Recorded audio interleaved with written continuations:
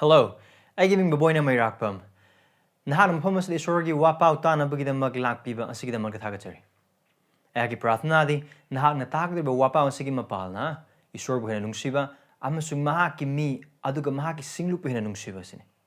Diba hak na nahaki na pamda nolokchoning ba dudi nahak na takdi ba wapaw asina. Nahak na nahaki singlup ta pipam thokpa nahaki commitment amasung nahaki singlup ki luching singi makapon pam thokpa adugi mahuti silhandigano. Adu ba wapaw sige mapal na.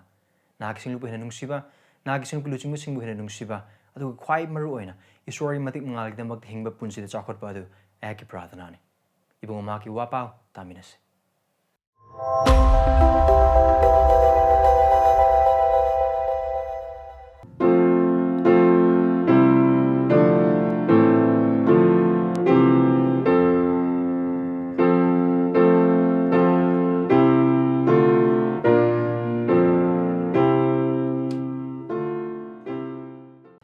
प्रार्थना तो ईश्वर की मतेंग निस हुई palm से हुई ईश्वर अखोई मतेंग पांगबियु नहा की वहाई से खंगजनबा ख्रिस्तना महा के सेबोक सिंग ददुग ngasiना अखोइदा नहांग पिना बिरबा अनोबा वालेम नपगी चाखांग असिगी वाहनथोक असिगी मरु ओइबा amasung asigi kanaba aikhoibu mayek sang khangan bi aduga asigi mapana Krista aikhoida chauna ningthizana amasung angakpa maongda utbi aikoi pap sing utbi Krista tension jabe khoibu tambi papi pungning hongbai khoibu mateng pangbi aduga na hakin sanupa aikoi utbi bagi mapalna अखोइबने सनुपागी सकम दोनथोकपियु सिंगलुबसिबु सेमगतपियु थाजबसिंग सेमगतपियु मांगिबा थवाइसिंगदा अरान खुबम गिथोंग हांगदोकपिदुना कनबियु अखोइबु नोलुखनबियु नाहाकि मिंगिदम अखोइब मतेंग पांगबियु हाक मतेंग पांगबियु यीशु ख्रिस्टगी मिंगनि जेबनि आमेन Hal bajile now sing kari the mokno eikhoigi singlum na hapta khudingi Prabhu ki chakhang to bagi maram or asigi wahang se hena personal level kari the mokno na hangna hapta khudingi Prabhu ki chakhang lo bagi maram adu ki chakhang duna thaja boirba nang amasung ai punsida kari kana ba pi bagi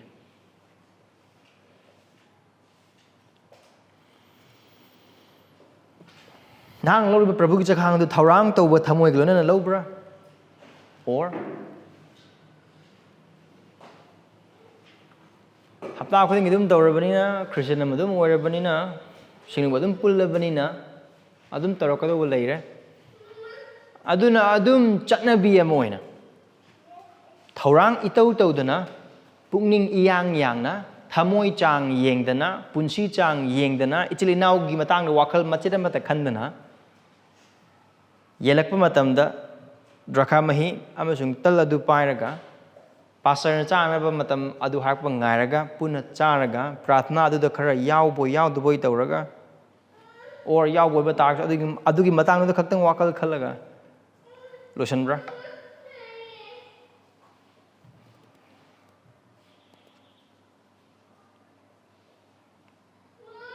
yamna ten ba maong thai boi ba targadi Prabhu ki chakhang amasung asina nang amasung thada boy kraba nang amasung agi punsida pi ba kana ba amasung asigi mapan aikhoi punsina oipham thokpa dugi matangda naha kayam pena wakhal tawbage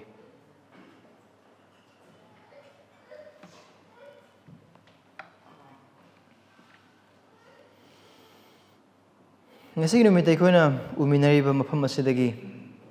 karigidamagda aikhoina Prabhu ki chakhang pangthoklibano Karigidamakta pangthokliban amasung mataw karam haina Kristagi miyoising amasung thajaba oiraba amoina khoina mataw karam haina paigedoribano haina lokhorkadoribano amasung phanggadobano haina haibidagi matangda Krist na maki sebok singda ano bolab na bagi ba chakhang se tambibagi matang sine khoida meg yam singhangani ꯑꯗꯨꯅ ꯃꯐꯝꯁꯤꯗ ꯂꯩꯔꯦ ꯉꯁꯤꯒꯤ ꯃꯔꯨꯑꯣꯏꯕ ꯋꯥꯔꯣꯜ main point Thajabasa ꯑꯩꯈꯣꯏꯒꯤ lanthokpiba yaw macha amasung meenungsi heiba Prabhu Jisu Khristabu ningsingu Christians, remember Jesus Christ, our Passover Lamb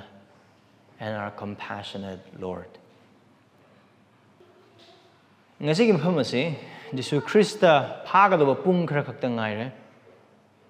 sigi thangnaba numit aduma cross matakta mahak ki mi singi pap ki maram gi damakta mahak sigidori amasung sigani adugi mangna mahak ki sebokna mahak pu pithokpa yonthokpa mahak pu phaba chepham naina phuba tin sichanba amasung makhal makhal gi oiba mi ama oiba matamda wakal da phawa khanba ngamdaba makai adugi thak nemba chang adudagi onthokna henna nemba chang aduda Khristabu otkani neigani phugani tinsitgani adugi matungda mahak masana sijagadaba cross adu Golgotha gi chingtana maki mi singidamakta puraga mahak mahaki mi singidamakta sigani aduga asigi matamse yaudringi matang asidasu Krista isorni mahaki punsida thokadaba singa thokatang mahak khangba nate adubu harba thodoksinga thokpada mateng panggadoriba midasu mahak khangi aikon mamangi jagada yengkraba adugumna aduga mahaki sebok singni hain lairiba sing aduna mahak mangonda tawgadoba mahaku thadoklamgadoba dasu ma mayek sengna loinamak khangi aduga hamasna koi kramaina phangi Krista mahaki sebok singga loinana chakhang chamine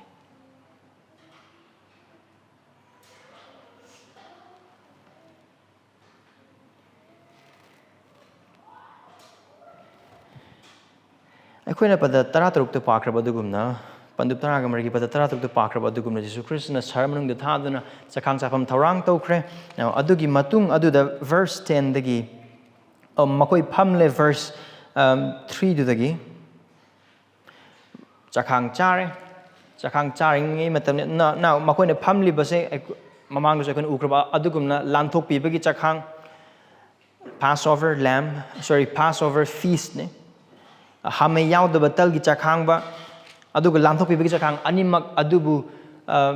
palan tawbagi matam amanina adugi matam aduna Jisu Kristana mahaki sebok sing asigi chaminaribase ayhangna mamangi nomaijing desu aduga haukraba nomaijing adudasu haikraba adugumna asigi lanthokpibagi chakhang ase aduga hame yaudaba tal chabagi maram ase makhoida isorna tawbikraba chahi kayamrumgi mamangde Egypt ki minainai thangdagi aikoina hojik Exodus 6 dagi pamina kraba adugumna makoy ningkha tamhalakiba adu ningsingba ishor makogi damak tawkraba thabak adu ningsingba aduga makogi damak ishorna tawbigedoriba handokpibagi thabak aduda punna yengminnabagi ishorna makogi damak tawbigani hena wasakraba adu makoina ngairiba masihagi numit handokpibagi numit adubu ningsingnanabagi chakhangamane aduga aikoina khangbugumna karigumna aikoina khongsanba paduna adu ningsingkiba oiba taragadi makoina misor leibak or Egypt thadoklamdai aduda makoi kari kari tawi makoi chakhang chanabagi damak isorna hai makoi chinja khar chanabagi damak tal aduda yawe amram dai oiba taragadi aduda makoina tawkiba thabak khudingmak sing adu makoi gi damak isorna tawbikraba thabak khudingmak sing adu makoi chatnabi amona ningsingbase makoi gi chatnabi amane aduna kari kari yawe haina hai oiba taragadi asigi chaminaba matam asida akhaba pambi khara dum yawe adugi akhaba pambi du chab matam da makoi ningsing halibase kraino haina hai boiba taragadi makoina chahi lisang sitna Egypt minai oiduna leiba matam adugi akhaba duni aduna makoi ningsing halibase adugi makoi phutoklaba haira khara sum makoi chai na karino aduna ningsing halisina na phutoklaba haira gi machu se makoina matam aduda minai oringi matam da semnamba check tu ga machu manai aduna makhoi bu matau karam haina faro no ot nei baglena check sing du seman bagi mapala makhoi bu minai han kibra adu ningsing na bagi damakta adu makhoi yaw ama dum hatkani makhoi chamin na bagi damakta adu hair ba yaw duna kari ningsing han bano haina hai boy ba taragadi iroi loi ba tara suba laichat makhoi bu faro na Egypt gi thaldok rak na bagi damak isor na iroi loi na pi khiba laichat ihan hanba okchaba ihana pokchaba macha khudingmak sing adubu tumna manghanba adugi laichat adugi matangdane adugi matang pikibi athang adu karino ishorgi mi wekrab Israel macha sing adu the pikibi athang adu yaw macha ma hatuna adugi I adu thongba sing de taibagi mapalna adu da haliba yaw adu makoi khongsan bagi lambi adu hawna bagi damak Egypt thadok na bagi damak ta makoi cha na bagi damak so hagi I yaw hat kani I adu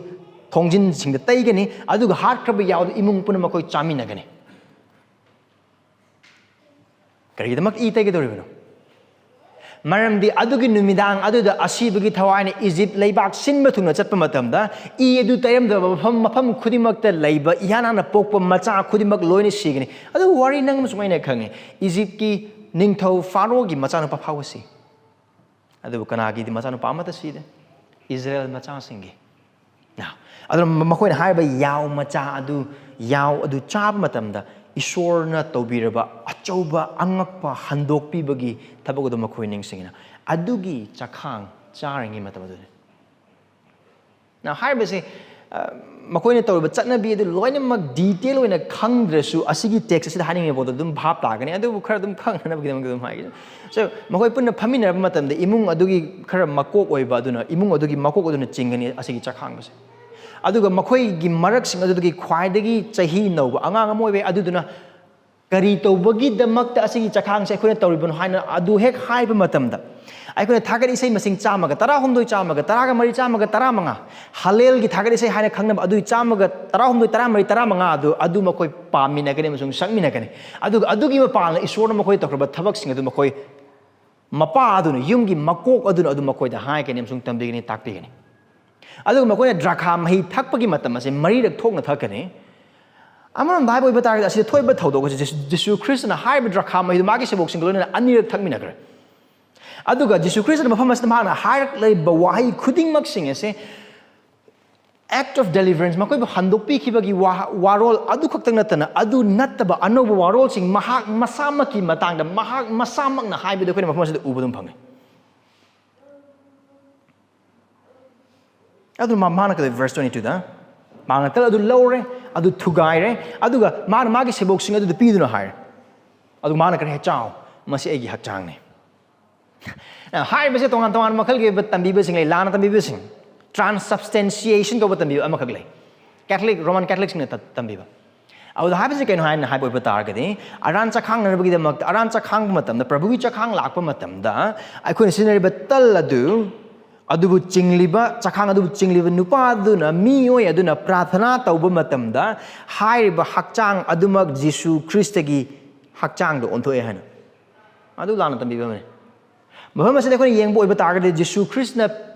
tallase pina mahak masamang adumak leire adugi mahak na adu piba lorba matungda drakha mahi du pire aduga haiba drakha mahi se ahumlak suba drakha mahi du lokotpa matamdani adu asida maangna tawbus pura anoba moong ama den maangna tawrise ate gospel accounting da apabua wapau gi accounting da Matthew da Luke da yengbo oiba taragadi chaba loirabada mahakna tengot adu loduna kaino chaba du loirabada haina haise lanthokpiba gi chakhang adu almost was labu matam adu mahakna pura pungno noba Israel duna Egypt ki leibak Israel masang Egypt gi minai na thang gi ningkha tamakpa adu gi makhoina palan taurakpa aran chakhang ba adu nataba adu bu pumnau noba itop itong tongan ba anau ba Christ masamang na mahaki mi singi da makta mahaki ningthau leibak te yaw khaba masung yarakadori ba mahaki mi singi da makta hawdok pa anau ba chakhang adu adune singlup amma oina khoina hapta khuding mafamas da khoina phangi ba haiba chakhang ase ariba wallet na bagi matam adu leiramba lanthokpibagi chakhang adu gumba nate hoi aikoi na hujuk toriba chakhang basida su aikoi bu handokpi khraba adu gi matang lai khoi adum ningsingi adu khoi makha tan dum yang min rakani this is the last supper yet the new covenant Lord's Supper aroi bu lanthokpibagi chakhang ne aduga anauba prabhu gi chakhang adu mana maki ꯃꯥꯅ ꯇꯦꯡꯀꯣꯠ ꯑꯗꯨ ꯂꯧꯔꯦ ꯏꯁꯣꯔꯕꯨ ꯊꯥꯒꯠꯆꯔꯦ ꯑꯗꯨꯒ ꯍꯥꯏꯔꯤꯕ custom ꯈꯨꯗꯤꯡꯃꯛꯁꯤꯡ ꯑꯁꯦ ꯃꯇꯝ ꯑꯗꯨꯗ ꯂꯩꯔꯝꯕ ꯃꯤꯑꯣꯏꯁꯤꯡ ꯏꯃꯨꯡ ꯑꯗꯨꯒꯤ ꯃꯄꯥ ꯑꯗꯨꯅ ꯇꯧꯕ ꯊꯕꯛ ꯑꯃꯅꯤ ꯁꯦ ꯃꯀꯣꯛ ꯑꯗꯨꯅ ꯇꯧꯕ ꯊꯕꯛ ꯑꯃꯅꯤ ꯑꯗꯨꯕꯨ he's doing something differently ꯃꯔꯝꯗꯤ ꯏꯃꯨꯡ ꯑꯗꯨꯒꯤ ꯃꯀꯣꯛ ꯑꯗꯨꯅ ꯐꯅꯌꯥꯝ ꯆꯍꯤ ꯆꯥꯎꯕ ꯂꯤꯕ ꯑꯣꯏꯕ ꯇꯥꯔꯒꯁꯨ ꯇꯜ ꯑꯗꯨ ꯊꯨꯒꯥꯏꯗꯨꯅ ꯃꯍꯥꯛꯀꯤ ꯏꯃꯨꯡ ꯃꯅꯨꯡꯗ ꯄꯤꯕ ꯃꯇꯝꯗ ꯑꯣꯔ ꯗ꯭ꯔꯈꯥ ꯃꯍꯤ ꯑꯗꯨ ꯃꯍꯥꯛꯀꯤ ꯏꯃꯨꯡ ꯃꯅꯨꯡꯒꯤ ꯃꯤꯁꯤꯡ ꯊꯛꯅꯕ ꯄꯤꯕ ꯃꯇꯝꯗ ꯀꯅꯥ ꯑꯃꯠꯇꯅ ꯈ꯭ꯔꯤꯁꯇꯅ ꯍꯥꯏꯕ ꯁꯨꯃꯥꯏꯅ ꯍꯥꯏꯕ ꯉꯝꯗꯦ ꯑꯗꯨꯕꯨ ꯇꯜ ꯑꯗꯨ ꯊꯨꯒꯥꯏꯕ ꯃꯇꯝꯗ ꯑꯗꯨꯒ ꯗ꯭ꯔꯈꯥ ꯃꯍꯤꯗꯨ ꯄꯤꯕ ꯃꯇꯝꯗ ꯈ꯭ꯔꯤꯁꯇꯅ ꯑꯩꯒꯤ ꯍꯛꯆꯥꯡꯅꯤ ꯑꯃꯁꯨꯡ ꯑꯩꯒꯤ ꯑꯅꯧꯕ ꯋꯥꯠꯂꯛꯅꯕꯒꯤ ꯑꯣꯏꯔꯤꯕ ꯏꯅꯤ ꯍꯥꯏꯅ ꯍꯥꯏꯕꯁꯦ ꯃꯍꯥꯛ ꯈꯛꯇꯅꯤ ꯃꯔꯝꯗꯤ ꯃꯍꯥꯛꯃꯛ ꯂꯥꯟꯊꯣꯛꯄꯤꯕꯒꯤ ꯌꯥꯎ ꯃꯆꯥ ꯑꯗꯨ ꯑꯣꯏꯕꯅ ꯃꯔꯝ ꯑꯣꯏꯔꯒꯅꯤ ꯃꯔꯝꯗꯤ ꯃꯍꯥꯛꯃꯛ ꯏꯁꯣꯔꯅ ꯍꯥꯏꯔꯤꯕ ꯑꯔꯤꯕ ꯋꯥꯠꯂꯛꯅꯕꯒꯤ ꯃꯇꯝꯁꯤꯡꯗ ꯇꯧꯍꯟꯈ꯭ꯔꯕ ꯆꯠꯅꯕꯤꯁꯤꯡ ꯍꯥꯏꯔꯤꯕ ꯍꯤꯔꯝ ꯈꯨꯗꯤꯡꯃꯛꯁꯤꯡ ꯑꯗꯨꯅ ꯉꯥꯏꯍꯜꯂꯤꯕ ꯃꯁꯤꯍꯥ ꯖꯤꯍꯨꯗꯤ ꯃꯆꯥꯁꯤꯡꯅ ꯃꯈꯣꯏꯕꯨ ꯍꯟꯗꯣꯛꯅꯕꯒꯤꯗꯃꯛꯇ ꯖꯦꯍꯣꯚꯥ ꯏꯁꯣꯔꯅ ꯊꯥꯔꯛꯀꯗꯧꯔꯤꯕ ꯃꯍꯥꯛꯀꯤ ꯃꯁꯤꯍꯥ ꯑꯗꯨ ꯍꯥꯏꯔꯤꯕ ꯃꯁꯤꯍꯥ ꯑꯗꯨ ꯑꯁꯤꯅꯤ ꯍꯥꯏꯔꯤꯕ ꯏꯁꯣꯔꯒꯤ ꯌꯥꯎ ꯃꯆꯥ ꯑꯗꯨ ꯑꯁꯤꯅꯤ ꯍꯥꯏꯔꯤꯕ ꯇꯥꯏꯕꯪꯄꯥꯟꯕꯒꯤ ꯄꯥꯞ ꯄꯨꯕꯤꯕ ꯏꯁꯣꯔꯒꯤ ꯑꯃꯈꯛꯇ ꯉꯥꯏꯕ ꯑꯃꯛꯄ ꯂꯩꯇꯕ ꯌꯥꯎ ꯃꯆꯥ ꯑꯗꯨ ꯑꯁꯤꯅꯤ ꯍꯥꯏꯔꯤꯕ ꯈ꯭ꯔꯤꯁꯇ ꯑꯁꯤꯅꯤ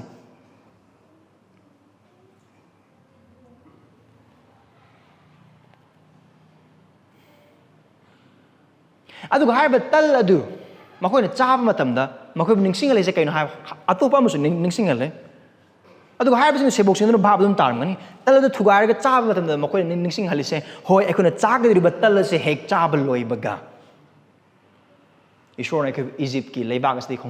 ꯈꯣꯡꯁꯥꯟꯍꯟꯕꯤꯒꯅꯤ ꯋꯥꯁꯛꯂꯤꯕ ꯂꯝꯗꯝ ꯑꯗꯨ ꯇꯥꯅ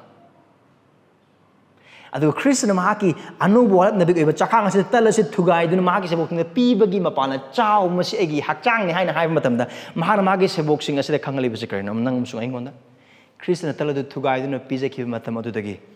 ꯃꯉꯣꯟꯗ ꯊꯥꯖꯈ꯭ꯔꯕ ꯑꯃꯁꯨꯡ ꯊꯥꯖꯔꯛꯀꯗꯧꯔꯤꯕ ꯃꯤꯑꯣꯏ ꯈꯨꯗꯤꯡꯃꯛꯀꯤ ꯑꯅꯧꯕ ꯈꯣꯡꯁꯥꯟꯕ ꯍꯧꯕ ꯅꯨꯃꯤꯠꯅꯤ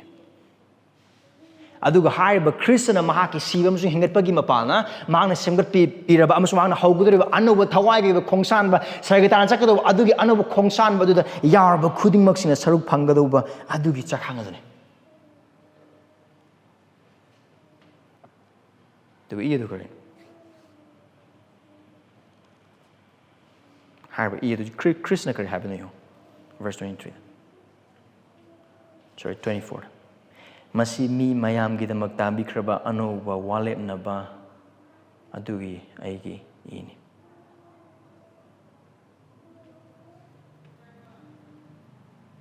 ꯑꯔꯤꯕ ꯋꯥꯂꯦꯞꯅꯕꯒꯤ ꯑꯗꯨꯒꯨꯝꯕ ꯏ ꯅꯠꯇꯦ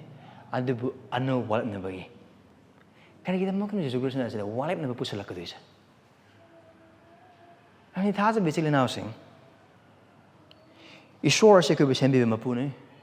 ꯃꯍꯥꯛꯀꯤ ꯃꯥꯌꯣꯛꯇ ꯃꯍꯥꯛꯀꯤ ꯈꯨꯠꯁꯦꯝꯂꯕ ꯃꯤ ꯑꯣꯏꯈ꯭ꯔꯕ ꯅꯪ ꯑꯃꯁꯨꯡ ꯑꯩꯅ ꯄꯥꯞ ꯇꯧꯈ꯭ꯔꯦ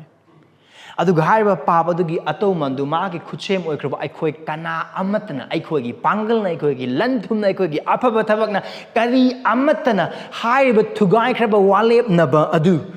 ꯁꯝꯖꯟꯅꯕ ꯉꯝꯗꯦ ꯇꯥꯏꯁꯟꯅꯕ ꯉꯝꯗꯦ ꯑꯃꯁꯨꯡ ꯋꯥꯂꯦꯞꯅꯕ ꯑꯗꯨ ꯄꯨꯔꯛꯄ ꯉꯝꯗꯦ ꯑꯗꯨꯅ ꯀꯔꯤ ꯍꯥꯏ ꯏ ꯇꯥꯕꯤꯕ ꯌꯥꯎꯗꯅ ꯄꯥꯞ ꯀꯣꯛꯄꯤꯕ ꯂꯩꯇꯦ ꯃꯔꯝꯗꯤ ꯀꯔꯤꯒꯤꯗꯃꯛꯇ ꯃꯔꯝꯗꯤ ꯏ ꯑꯗꯨꯗ ꯊꯋꯥꯏ ꯌꯥꯎꯏ ꯑꯗꯨꯅ ꯅꯪ ꯑꯃꯁꯨꯡ ꯑꯩꯒꯤ ꯏ ꯅꯠꯇꯕ ꯑꯗꯨꯕꯨ ꯈ꯭ꯔꯤꯁꯇ ꯃꯁꯥꯃꯛꯀꯤ ꯏ ꯑꯁꯤ ꯇꯥꯕꯒꯤ ꯃꯊꯧ ꯇꯥꯏ ꯑꯗꯨꯒ ꯑꯗꯨꯒꯤ ꯃꯄꯥꯟꯅ ꯑꯅꯧꯕ ꯋꯥꯂꯦꯞꯅꯕꯗꯨ ꯈ꯭ꯔꯤꯁꯇꯅ ꯍꯧꯗꯣꯛꯑꯦ ꯀꯅꯥꯒ ꯃꯍꯥꯛ ꯑꯃꯁꯨꯡ ꯃꯍꯥꯛꯀꯤ ꯃꯄꯥꯒ ꯀꯔꯝꯕ ꯃꯈꯜꯒꯤ ꯋꯥꯂꯦꯞꯅꯕ ꯍꯥꯏꯕꯗꯤ ꯈ꯭ꯔꯤꯁꯇꯅ ꯂꯣꯏꯈ꯭ꯔꯕ ꯀꯟꯕꯤꯕꯒꯤ ꯊꯕꯛ ꯑꯗꯨꯗ ꯊꯥꯖꯔꯛꯀꯗꯕ ꯃꯤꯄꯨꯝ ꯈꯨꯗꯤꯡꯃꯛꯁꯤꯡ ꯑꯗꯨ ꯏꯁꯣꯔꯒꯤ ꯃꯆꯥ ꯑꯣꯏꯅꯕꯒꯤ ꯑꯅꯧꯕ ꯅꯤꯡꯊꯧ ꯂꯩꯕꯥꯛ ꯑꯁꯤꯗ ꯌꯥꯎꯅꯅꯕꯒꯤ ꯑꯃꯁꯨꯡ ꯄꯥꯞ ꯈꯨꯗꯤꯡꯃꯛ ꯀꯣꯛꯅꯅꯕꯒꯤ ꯑꯗꯨꯒꯤ ꯋꯥꯂꯦꯞꯅꯕꯒꯤ ꯏ ꯑꯗꯨꯅꯤ ꯑꯔꯤꯕ ꯃꯇꯝꯒꯤ ꯋꯥꯂꯦꯞꯅꯕꯒꯤ ꯏ ꯑꯗꯨꯗꯤ ꯆꯍꯤ ꯈꯨꯗꯤꯡꯒꯤꯁꯨ ꯍꯥꯠꯀꯅꯤ ꯅꯨꯡꯇꯤꯒꯤꯁꯨ ꯍꯥꯠꯀꯅꯤ ꯑꯗꯨꯕꯨ ꯍꯥꯏꯔꯤꯕ ꯏ ꯑꯗꯨ ꯆꯍꯤ ꯈꯨꯗꯤꯡꯒꯤ ꯇꯥꯕ ꯃꯊꯧ ꯇꯥꯏ ꯅꯨꯡꯇꯤ ꯈꯨꯗꯤꯡꯒꯤ ꯇꯥꯕ ꯃꯊꯧ ꯇꯥꯏ ꯑꯗꯨꯕꯨ ꯑꯁꯤꯒꯤ ꯑꯅꯧꯕ ꯋꯥꯂꯦꯞꯅꯕ ꯈ꯭ꯔꯤꯁꯇꯒꯤ ꯏ ꯑꯁꯤꯗꯤ ꯑꯃꯨꯛꯇꯗ ꯂꯣꯝꯕ ꯅꯥꯏꯗꯕ ꯏ ꯑꯗꯨꯅꯤ ꯑꯔꯤꯕ ꯋꯥꯂꯦꯞꯅꯕꯒꯤ ꯏ ꯑꯗꯨꯅꯗꯤ ꯑꯩꯈꯣꯏꯒꯤ ꯑꯐ-ꯐꯠꯇ ꯈꯪꯅꯕ ꯑꯃꯣꯠꯄ ꯋꯥꯈꯜ ꯑꯁꯤ ꯆꯥꯝꯊꯣꯛꯄ ꯉꯝꯗꯦ ꯄꯥꯞꯇꯒꯤ ꯁꯦꯡꯗꯣꯛꯄ ꯉꯝꯗꯦ ꯑꯗꯨꯕꯨ ꯑꯁꯤꯒꯤ ꯑꯅꯧꯕ ꯋꯥꯂꯦꯞꯅꯕꯒꯤ ꯏ ꯑꯁꯤꯅꯗꯤ ꯑꯩꯈꯣꯏꯒꯤ ꯐꯠꯇꯕ ꯑꯃꯁꯨꯡ ꯁꯦꯡꯗꯕ ꯑꯐ-ꯐꯠꯇ ꯈꯟꯅꯕ ꯋꯥꯈꯜꯂꯣꯟ ꯑꯗꯨ ꯆꯥꯝꯊꯣꯛꯄ ꯈꯛꯇꯪ ꯅꯠꯇꯅ ꯑꯩꯈꯣꯏꯒꯤ ꯄꯥꯞ ꯈꯨꯗꯤꯡꯃꯛꯁꯤꯡ ꯑꯗꯨꯕꯨ ꯆꯥꯝꯊꯣꯛꯄꯤꯕ ꯑꯗꯨꯒꯨꯝꯕ ꯑꯅꯧꯕ ꯋꯥꯂꯦꯞꯅꯕꯒꯤ ꯏ ꯑꯗꯨꯅꯤ ꯀꯔꯤꯒꯤꯗꯃꯛꯇꯅꯣ ꯑꯅꯧꯕ ꯋꯥꯂꯦꯞꯅꯕ ꯃꯔꯝꯗꯤ ꯍꯥꯏꯔꯤꯕ ꯑꯅꯧꯕ ꯋꯥꯂꯦꯞꯅꯕ ꯑꯁꯤ ꯈ꯭ꯔꯤꯁꯇꯅ ꯃꯍꯥꯛꯀꯤ ꯃꯄꯥ ꯏꯁꯣꯔꯒꯒꯤ ꯃꯔꯛꯇ ꯃꯍꯥꯛꯀꯤ ꯃꯤꯁꯤꯡꯕꯨ ꯀꯟꯕꯤꯅꯕꯒꯤꯗꯃꯛꯇ ꯂꯦꯞꯈ꯭ꯔꯕ ꯋꯥꯂꯦꯞꯄ ꯑꯗꯨ ꯑꯩꯈꯣꯏꯗ ꯑꯃꯁꯨꯡ ꯃꯍꯥꯛꯀꯤ ꯃꯤꯁꯤꯡ ꯑꯗꯨꯗ ꯃꯌꯦꯛ ꯁꯦꯡꯅ ꯎꯍꯟꯕ ꯑꯃꯅꯤ ꯑꯃꯔꯣꯝꯗ ꯍꯥꯏꯕ ꯑꯣꯏꯕ ꯇꯥꯔꯒꯗꯤ ꯈ꯭ꯔꯤꯁꯇꯅ ꯇꯜ ꯑꯗꯨ ꯊꯨꯒꯥꯏꯕ ꯃꯇꯝꯗ ꯑꯗꯨꯒ ꯃꯍꯥꯛꯅ ꯗ꯭ꯔꯈꯥ ꯃꯍꯤꯗꯨ ꯄꯤꯕ ꯃꯇꯝꯗ ꯃꯍꯥꯛꯅ ꯃꯍꯥꯛꯀꯤ ꯁꯦꯕꯣꯛꯁꯤꯡ ꯑꯗꯨꯗ ꯃꯌꯦꯛ ꯁꯦꯡꯅ ꯎꯍꯜꯂꯤꯕꯁꯦ ꯑꯗꯨꯒ ꯅꯪ ꯑꯃꯁꯨꯡ ꯑꯩꯉꯣꯟꯗ Walibase karino. Apa bawa pau. Apa bawa pau. Horen drakha mahim sung tal sing eikhoigi mitmangda puduna chatpa matamda amsung eikhoina paipa matamda eikhoigi imang aduda Christian eikhoida making ulibase karino. Mahaki apaba wapau. Mahaki walebnaba. Nang amasung ay pap chen bai khoi damat. Maram di haiba Christa sina. Ai khoina lepa ngamdaba maphamda adu ba khoina lepam thokpa. Ai khoina oiba ngamdaba moongda adu ai khoina oipham thokpa. Mafam adu da lepki. Amasung oike. Sikhi. Nang amasung aina eikhoigi pamna maram oraga mapan suragi phangbada matik charba asauba khuding maksing adugi marik ama phauba khaktana mahakna thakki. Krishna mahaki sebok sing da tal amasung drakha medu pibagi mapala mahaki hakchang sung mahaki idu pi adugu thadu bisile na sing haibas nang amasung aingondane nang amasung aingonda Krishna mahaki I adu pinabire mahaki hakchang adu pinabire amarom da haibo ibatang Heiba hakchang maki hakchang bu eikhoida khanghaliba pandamoina uliba tal amasung mahaki I adu pandamoina khanghaliba drakha mahi haiba tal amasung drakha mahi eikhoina thakpa matam khudimag eikhoina ningsinga darubase karino Krista gi I asibu thakchabagi mapala amasung Krista gi hakchang asida saruk phangmina chabagi mapala ai hangna phanggadoba asengba isordagi oiba asengba asangba khuding maksing adu ai hana thapa phangaroi maramdi ai haki maphamda ai haki damakta ai haki mahutta Kristana adugi asauba du thapikra anoba walebna bagi I aduni san amasung hamengi I nate Kunugi I nate. Andubu amma kakta ngairaba Ishwargi machanapa. Pap chendaba amasung pap khangdaba. Kristagi asengba I ne.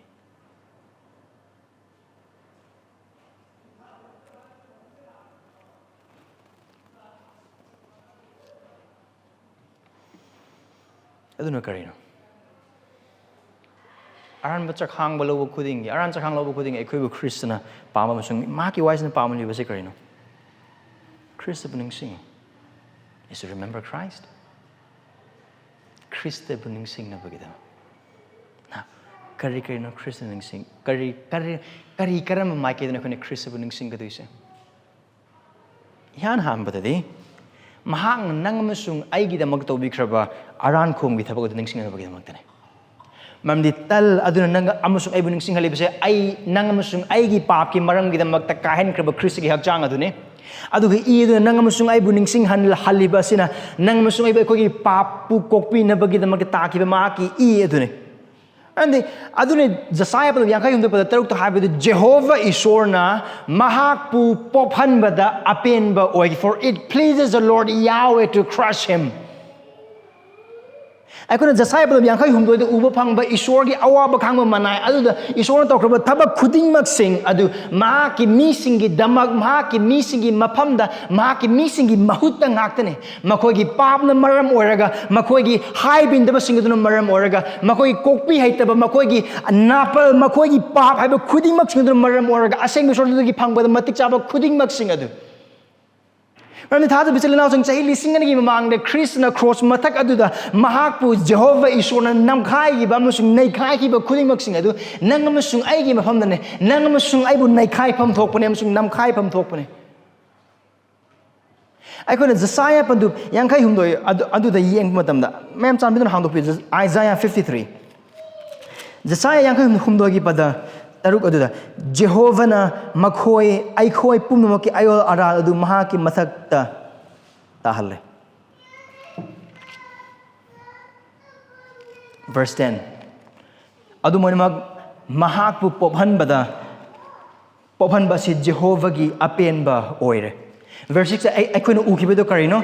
ꯑꯩꯈꯣꯏ ꯈꯨꯗꯤꯡꯃꯛ ꯌꯥꯎ ꯁꯪꯒꯨꯒꯨꯝꯅ ꯂꯣꯏꯅꯃꯛ ꯁꯥꯟꯅꯈ꯭ꯔꯕ ꯃꯤꯁꯤꯡꯅꯤ ꯑꯩꯈꯣꯏ ꯈꯨꯗꯤꯡꯃꯛ ꯃꯥꯒꯤ ꯂꯝꯕꯤꯗ ꯂꯣꯏꯅꯃꯛ ꯆꯠꯈ꯭ꯔꯕꯁꯤꯡꯅꯤ ꯑꯩꯈꯣꯏ ꯈꯨꯗꯤꯡꯃꯛ ꯂꯝꯕꯤ ꯂꯝꯃꯥꯡꯅꯔꯕꯁꯤꯡꯅꯤ ꯑꯩꯈꯣꯏ ꯃꯤ ꯇꯥꯡꯕꯁꯤꯡꯅꯤ ꯑꯩꯈꯣꯏ ꯃꯄꯨ ꯈꯪꯗ꯭ꯔꯕꯁꯤꯡꯅꯤ ꯂꯩꯁꯦ ꯃꯄꯨ ꯈꯪꯗ꯭ꯔꯕꯁꯤꯡꯅꯤ ꯑꯗꯨꯕꯨ ꯀꯩꯗꯧꯏ ꯖꯦꯍꯣꯚꯥꯅ ꯑꯩꯈꯣꯏꯒꯤ ꯂꯝꯍꯥꯡꯅꯕ ꯑꯩꯈꯣꯏꯒꯤ ꯃꯤ ꯇꯥꯡꯕ ꯑꯩꯈꯣꯏꯒꯤ ꯂꯩꯁꯦ ꯃꯄꯨ ꯈꯪꯗꯕ ꯃꯍꯥꯛꯀꯤ ꯃꯥꯌꯣꯛꯇ ꯍꯤꯡꯕ ꯄꯨꯟꯁꯤ ꯈꯨꯗꯤꯡꯃꯛꯀꯤ ꯑꯌꯦꯜ ꯑꯔꯥꯟ ꯈꯨꯗꯤꯡꯃꯛꯁꯤꯡ ꯑꯗꯨ ꯍꯥꯏꯔꯤꯕ ꯃꯍꯥꯛꯀꯤ ꯌꯥꯎ ꯃꯆꯥ ꯍꯥꯏꯔꯤꯕ ꯃꯍꯥꯛꯀꯤ ꯄꯥꯞ ꯄꯨꯕꯤꯕ ꯃꯅꯥꯏ ꯑꯁꯤꯒꯤ ꯃꯊꯛꯇ ꯂꯣꯏꯅꯃꯛ ꯃꯍꯥꯛꯅ ꯇꯥꯍꯜꯂꯦ ꯑꯗꯨꯒ ꯀꯔꯤ ꯚꯔꯁ 10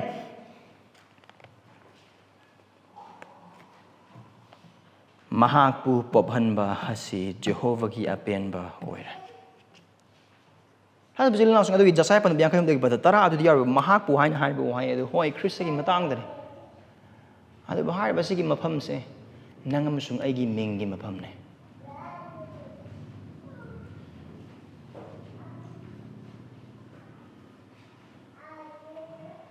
ꯈ꯭ꯔꯤꯁꯇꯒꯤ ꯃꯐꯝ ꯅꯠꯇꯦ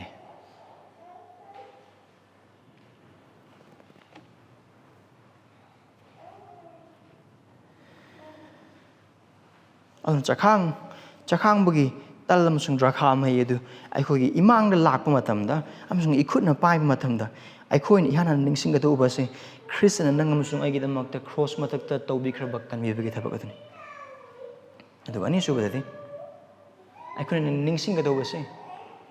ꯑꯩꯈꯣꯏꯅ ꯃꯍꯥꯛꯀ ꯑꯃꯠꯇ ꯑꯣꯏꯕ ꯑꯗꯨꯅꯤ ꯀꯔꯝꯍꯥꯏꯅ ꯍꯥꯏꯕꯅꯣ ꯆꯈꯥꯡꯁꯤ ꯆꯥꯃꯤꯟꯅꯕ ꯃꯇꯝꯗ ꯈ꯭ꯔꯤꯁꯇꯅ ꯃꯥꯒꯤ ꯁꯦꯕꯣꯛꯁꯤꯡ ꯂꯣꯏꯅꯅ ꯐꯝꯃꯤꯟꯅꯩ ꯑꯗꯨꯒ ꯇꯜ ꯑꯗꯨ ꯄꯤꯕ ꯃꯇꯝꯗ ꯑꯃꯁꯨꯡ ꯗ꯭ꯔꯈꯥꯃꯤꯗꯨ ꯊꯛꯄ ꯃꯇꯝꯗ ꯑꯗꯨꯒꯤ ꯃꯑꯣꯡ ꯈꯨꯗꯤꯡꯃꯛꯁꯤꯡ ꯑꯗꯨ ꯏꯃꯨꯡ ꯑꯃꯒꯤ ꯁꯛꯇꯝꯅꯤ ꯑꯗꯨꯅ ꯈ꯭ꯔꯤꯁꯇꯅ ꯃꯍꯥꯛꯅ ꯇꯜ ꯑꯃꯁꯨꯡ ꯗ꯭ꯔꯈꯥꯃꯤꯗꯨ ꯃꯥꯒꯤ ꯁꯦꯕꯣꯛꯁꯤꯡꯗ ꯄꯤꯕ ꯃꯇꯝꯗ ꯑꯃꯁꯨꯡ ꯃꯍꯥꯛ ꯂꯣꯏꯅꯅ ꯆꯥꯃꯤꯟꯅꯕ ꯃꯇꯝꯗ ꯑꯗꯨꯗ ꯎꯠꯂꯤꯕ ꯑꯗꯨ ꯃꯍꯥꯛ ꯂꯣꯏꯅꯅ ꯃꯈꯣꯏꯒꯤ ꯁꯔꯨꯛ ꯑꯃꯗ ꯐꯪꯃꯤꯟꯅꯕ ꯑꯗꯨꯒꯤ ꯁꯛꯇꯝ ꯑꯗꯨꯅꯤ ꯑꯗꯨꯅ ꯑꯩꯈꯣꯏꯅ ꯅꯤꯡꯁꯤꯡꯒꯗꯣꯏꯁꯤ ꯀꯩꯅꯣ ꯈ꯭ꯔꯤꯁꯇꯕꯨ ꯊꯥꯖꯕꯒꯤ ꯃꯄꯥꯟꯗ ꯑꯩꯈꯣꯏ ꯃꯍꯥꯛꯀ ꯑꯃꯠꯇ ꯑꯣꯏꯔꯦ ꯃꯍꯥꯛꯅ ꯏꯁꯣꯔꯒꯤ ꯃꯥꯡꯗ ꯑꯣꯏꯔꯕ ꯙꯔꯃ ꯆꯦꯟꯕ ꯑꯃꯁꯨꯡ ꯑꯋꯥꯡꯕ ꯊꯥꯛ ꯑꯗꯨꯗ ꯑꯩꯈꯣꯏ ꯑꯗꯨꯒꯤ ꯁꯔꯨꯛ ꯌꯥꯎꯔꯦ Ephesians 2 ꯑꯩꯈꯣꯏ ꯈ꯭ꯔꯤꯁꯇꯒ ꯂꯣꯏꯅꯅ ꯃꯄꯥ ꯏꯁꯣꯔꯒꯤ ꯌꯦꯠ ꯊꯪꯕꯗ ꯄꯥꯟꯃꯤꯟꯅꯔꯦ ꯍꯧꯖꯤꯛ ꯄꯥꯟꯃꯤꯟꯅꯔꯦ ꯑꯗꯨꯒ ꯃꯍꯥꯛꯀꯤ ꯑꯋꯥ ꯅꯪꯗꯁꯨ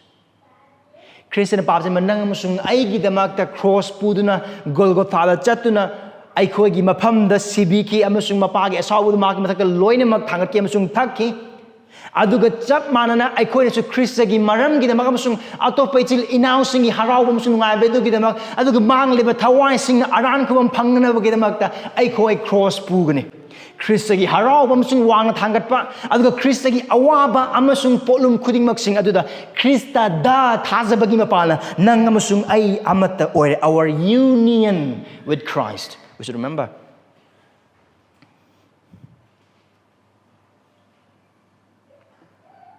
ꯑꯍꯨꯝꯁꯨꯕꯗꯗꯤ ꯑꯩꯈꯣꯏꯅ ꯇꯜ ꯑꯃꯁꯨꯡ ꯗ꯭ꯔꯈꯥꯃꯤ ꯂꯧꯕ ꯈꯨꯗꯤꯡ ꯑꯩꯈꯣꯏꯅ ꯅꯤꯡꯁꯤꯡꯒꯗꯧꯕꯁꯦ ꯀꯩꯅꯣ ꯈ꯭ꯔꯤꯁꯇꯗ ꯑꯩꯈꯣꯏꯒꯤ ꯀꯟꯕꯤꯕ ꯃꯄꯨ ꯈꯛꯇ ꯅꯠꯇꯅ ꯃꯍꯥꯛ ꯑꯩꯈꯣꯏꯒꯤ ꯄ꯭ꯔꯚꯨꯅꯤ to remember Christ as Savior and Lord ꯃꯔꯝꯗꯤ ꯃꯍꯥꯛꯀꯤ ꯏꯒꯤ ꯃꯄꯥꯟꯅ ꯑꯩꯈꯣꯏꯕꯨ ꯂꯩꯕꯤꯈ꯭ꯔꯗꯒꯤ ꯄꯥꯞꯀꯤ ꯕꯣꯟꯗꯤꯗꯒꯤ ꯁꯩꯇꯥꯟꯒꯤ ꯃꯤꯅꯥꯏꯗꯒꯤ ꯇꯥꯏꯕꯪ ꯄꯥꯟꯕꯒꯤ ꯅꯥꯏꯊꯥꯡꯗꯒꯤ ꯑꯩꯈꯣꯏꯒꯤ ꯊꯣꯛꯄ ꯆꯠꯈ꯭ꯔꯕꯁꯤꯡ ꯉꯥꯛꯇꯅꯦ ꯑꯩꯈꯣꯏꯅ ꯐꯥꯔꯦ ꯈꯜꯂꯕ ꯃꯐꯝ ꯑꯗꯨꯗ ꯂꯣꯏꯅꯃꯛ ꯆꯠꯈ꯭ꯔꯕ ꯉꯥꯛꯇꯅꯦ ꯑꯩꯈꯣꯏꯒꯤ ꯊꯃꯣꯏꯅ ꯆꯤꯡꯕ ꯃꯐꯝ ꯈꯨꯗꯤꯡꯃꯛꯁꯤꯡ ꯑꯗꯨꯗ ꯆꯠꯂꯒ ꯍꯤꯡꯂꯝꯕ ꯅꯪ ꯑꯃꯁꯨꯡ ꯑꯩꯒꯤ ꯄꯨꯟꯁꯤꯅꯤ ꯈ꯭ꯔꯤꯁꯇ ꯂꯥꯛꯇ꯭ꯔꯤꯉꯩ ꯑꯃꯁꯨꯡ ꯈ꯭ꯔꯤꯁꯇꯗ ꯂꯩꯇ꯭ꯔꯤꯉꯩ ꯃꯃꯥꯡꯗ ꯅꯪ ꯑꯃꯁꯨꯡ ꯑꯩꯈꯣꯏꯒꯤ ꯄꯨꯟꯁꯤꯒꯤ ꯅꯤꯡꯊꯧ ꯑꯣꯏꯗꯨꯅ ꯑꯩꯈꯣꯏꯒꯤ ꯄꯨꯟꯁꯤꯒꯤ ꯄ꯭ꯔꯚꯨ ꯑꯣꯏꯗꯨꯅ ꯆꯠꯂꯝꯕ ꯉꯥꯛꯇꯅꯦ ꯑꯗꯨꯕꯨ ꯀꯔꯤ ꯍꯥꯏ ꯄꯥꯎꯔꯧꯗ ꯃꯤꯁꯤꯡꯅꯗꯤ ꯑꯐꯕ ꯂꯝꯕꯤꯅꯤ ꯍꯥꯏꯅ ꯈꯟꯕ ꯑꯗꯨꯕꯨ ꯑꯗꯨꯒꯤ ꯄꯣꯠꯂꯣꯏ ꯑꯗꯨ ꯃꯥꯡꯕ ꯂꯝꯕꯤ ꯑꯣꯏ There's a way that seems right to man, but its end is destruction. ꯑꯗꯨꯒꯤ ꯃꯥꯏꯀꯩꯗ ꯅꯪ ꯑꯃꯁꯨꯡ ꯑꯩꯒꯤ ꯄꯨꯟꯁꯤ ꯉꯥꯛꯇꯅꯤ ꯑꯩꯈꯣꯏꯒꯤ ꯄꯨꯟꯁꯤ ꯑꯁꯤ ꯇꯥꯏꯕꯪ ꯄꯥꯞ ꯑꯃꯁꯨꯡ ꯁꯩꯇꯥꯟꯗ ꯌꯣꯟꯊꯣꯛꯇꯨꯅ ꯂꯩꯔꯝꯂꯕ ꯃꯤꯁꯤꯡ ꯉꯥꯛꯇꯅꯤ ꯑꯩꯈꯣই ꯏꯁꯥꯅꯗꯤ ꯅꯤꯡꯈꯥ ꯇꯝꯅꯕ ꯃꯤ ꯑꯃꯅꯤ ꯍꯥꯏꯅ ꯈꯜꯂꯤ ꯑꯗꯨꯕꯨ ꯑꯩꯈꯣꯏꯒꯤ ꯅꯤꯡꯈꯥ ꯇꯝꯕ ꯑꯗꯨ ꯄꯥꯞꯇꯅꯤ ꯏꯁꯣꯔꯒꯤ ꯌꯦꯛꯅꯕ ꯑꯃ ꯑꯣꯏꯅꯅꯤ ꯅꯣꯔꯣꯛ ꯐꯪꯕꯗ ꯃꯇꯤꯛ ꯆꯥꯕ ꯑꯃ ꯑꯣꯏꯅꯅꯤ ꯑꯗꯨꯒ ꯑꯗꯨꯗꯒꯤ ꯑꯩꯈꯣꯏ ꯍꯜꯂꯛꯄꯒꯤ ꯄꯥꯡꯒꯜꯁꯨ ꯂꯩꯇꯦ ꯍꯜꯂꯛꯅꯤꯡꯕꯒꯤ ꯑꯄꯥꯝꯕꯁꯨ ꯂꯩꯇꯦ ꯃꯔꯝꯗꯤ ꯑꯩꯈꯣꯏꯗ ꯄꯥꯜꯂꯝꯕꯗꯨ ꯅꯨꯡꯒꯤ ꯑꯣꯏꯕ ꯊꯃꯣꯏꯅꯤ ꯏꯁꯣꯔꯒꯤ ꯑꯅꯤꯡꯕ ꯑꯗꯨ ꯑꯩꯈꯣꯏꯒꯤ ꯑꯅꯤꯡꯕ ꯅꯠꯇꯦ ꯏꯁꯣꯔꯕꯨ ꯌꯥꯗꯕ ꯄꯨꯟꯁꯤ ꯑꯗꯨꯗ ꯍꯤꯡꯂꯝꯃꯦ ꯈ꯭ꯔꯤꯁꯇꯒꯤ ꯃꯄꯥꯟꯅ ꯏꯁꯣꯔꯅ ꯑꯩꯈꯣꯏꯕꯨ ꯊꯤꯔꯝꯗꯕ ꯑꯣꯏꯕ ꯇꯥꯔꯒꯗꯤ ꯑꯩꯈꯣꯏ ꯉꯁꯤꯁꯨ ꯑꯗꯨꯃꯛ ꯂꯝꯍꯥꯡꯅꯔꯕ ꯃꯤꯁꯤꯡ ꯑꯗꯨꯝ ꯑꯣꯏꯔꯝꯒꯅꯤ ꯃꯥꯡꯈ꯭ꯔꯕ ꯌꯥꯎꯁꯤꯡꯒꯨꯝ ꯑꯩꯈꯣꯏ ꯑꯣꯏꯔꯝꯒꯅꯤ ꯑꯩꯈꯣꯏꯒꯤ ꯊꯣꯛꯄ ꯄꯨꯟꯁꯤ ꯑꯗꯨꯗ ꯑꯗꯨꯝ ꯆꯠꯂꯒ ꯂꯩꯔꯝꯒꯅꯤ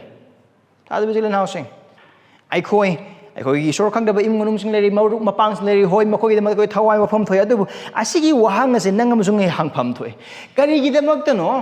ꯑꯩꯒꯤ ꯏꯃꯨꯡ ꯃꯅꯨꯡ ꯏꯃꯥ ꯏꯄꯥ ꯑꯃꯁꯨꯡ ꯃꯔꯨꯞ ꯃꯄꯥꯡꯁꯤꯡ ꯑꯁꯤꯅ ꯑꯐꯕ ꯋꯥꯄꯥꯎ ꯇꯥꯕꯁꯨ ꯈꯔ ꯑꯗꯨꯝ ꯌꯥꯎꯔꯦ ꯃꯈꯣꯏꯁꯤꯡ ꯑꯁꯤꯅ ꯈ꯭ꯔꯤꯁꯇꯒꯤ ꯇꯨꯡ ꯁꯨꯡꯏꯟ ꯏꯟꯗ꯭ꯔꯒ ꯑꯩꯅ ꯈ꯭ꯔꯤꯁꯇꯤꯌꯟ ꯑꯣꯏꯔꯤꯁꯦ ꯀꯔꯤꯒꯤꯅꯣ ꯀꯔꯤꯒꯤꯗꯃꯛꯇꯅꯣ ꯒꯣꯁꯄꯦꯜ ꯀꯝꯃ꯭ꯌꯨꯅꯤꯇꯤ ꯆꯔꯆꯇ ꯃꯦꯝꯕꯔ ꯑꯃ ꯑꯣꯏꯅ ꯑꯣꯏꯕ ꯐꯪꯉꯤꯁꯦ ꯀꯔꯤꯅ ꯃꯔꯝ ꯑꯣꯏꯔꯒꯅꯣ ꯑꯩ ꯅꯪ ꯑꯃꯁꯨꯡ ꯑꯩꯒ ꯑꯩꯈꯣꯏꯒꯤ ꯏꯁꯣꯔ ꯈꯪꯗ꯭ꯔꯤꯕ ꯏꯃꯨꯡ ꯃꯅꯨꯡ ꯃꯔꯨꯞ ꯃꯄꯥꯡ ꯏꯃꯥ ꯏꯄꯥ ꯑꯃꯁꯨꯡ ꯀꯩꯔꯣꯜ ꯂꯩꯀꯥꯏꯁꯤꯡ ꯑꯗꯨꯒ ꯈꯦꯠꯅꯔꯤꯁꯦ ꯀꯔꯤꯗꯅꯣ ꯈꯦꯠꯅꯕ ꯀꯔꯤꯝꯇ ꯂꯩꯇꯦ ꯈꯦꯠꯅꯕ ꯀꯔꯤꯝꯇ ꯂꯩꯇꯦ ꯏꯁꯣꯔꯒꯤ ꯊꯧꯖꯥꯜꯅ ꯑꯩꯈꯣꯏ ꯈꯦꯠꯅꯕ ꯑꯣꯏꯔꯤꯁꯦ ꯃꯍꯥꯛꯀꯤ ꯊꯧꯖꯥꯜꯅ ꯑꯩꯈꯣꯏꯕꯨ ꯊꯤꯕꯤ ꯑꯩꯈꯣꯏꯕꯨ ꯐꯪꯕꯤ ꯑꯗꯨꯒ ꯃꯥꯒꯤ ꯊꯧꯖꯥꯜꯒꯤ ꯃꯄꯥꯟꯅ ꯈ꯭ꯔꯤꯁꯇꯒꯤ ꯏꯅ ꯑꯩꯈꯣꯏꯕꯨ ꯂꯩꯕꯤ ꯇꯥꯏꯕꯪꯄꯥꯜ ꯍꯛꯆꯥꯡ ꯁꯩꯇꯥꯟ ꯑꯃꯁꯨꯡ ꯄꯥꯞꯀꯤ ꯕꯟꯗꯤꯗꯒꯤ ꯃꯍꯥꯛꯀꯤ ꯊꯧꯖꯥꯜ ꯑꯗꯨꯅ ꯅꯠꯂꯝꯗꯕ ꯑꯣꯏꯕ ꯇꯥꯔꯒꯗꯤ ꯍꯧꯖꯤꯛ ꯅꯪ ꯑꯃꯁꯨꯡ ꯑꯩꯅ ꯐꯝꯂꯤꯕ ꯃꯐꯝ ꯑꯁꯤ ꯑꯩꯈꯣꯏꯒꯤ ꯏꯁꯣꯔ ꯈꯪꯗꯕ ꯃꯔꯨꯞ ꯑꯗꯨꯒꯤ ꯃꯐꯝ ꯑꯣꯏꯔꯝꯒꯅꯤ ꯏꯃꯥ ꯏꯄꯥ ꯑꯃꯁꯨꯡ ꯏꯃꯨꯡ ꯃꯅꯨꯡ ꯑꯗꯨꯒꯤ ꯃꯐꯝ ꯑꯣꯏꯔꯝꯒꯅꯤ ꯑꯗꯨꯕꯨ ꯉꯁꯤꯒꯤ ꯅꯨꯃꯤꯠꯇ ꯑꯩꯈꯣꯏꯅ ꯑꯣꯏꯔꯤꯕꯁꯦ ꯃꯍꯥꯛꯀꯤ ꯏꯗꯨꯅ ꯑꯩꯈꯣꯏꯕꯨ ꯂꯩꯕꯤꯕꯒꯤ ꯃꯔꯝꯅꯅꯤ ꯃꯍꯥꯛꯀꯤ ꯏꯅ ꯑꯩꯈꯣꯏꯕꯨ ꯂꯩꯕꯤꯔꯕ ꯃꯔꯝꯅ ꯑꯩꯈꯣꯏ ꯃꯍꯥꯛꯀꯤꯅꯤ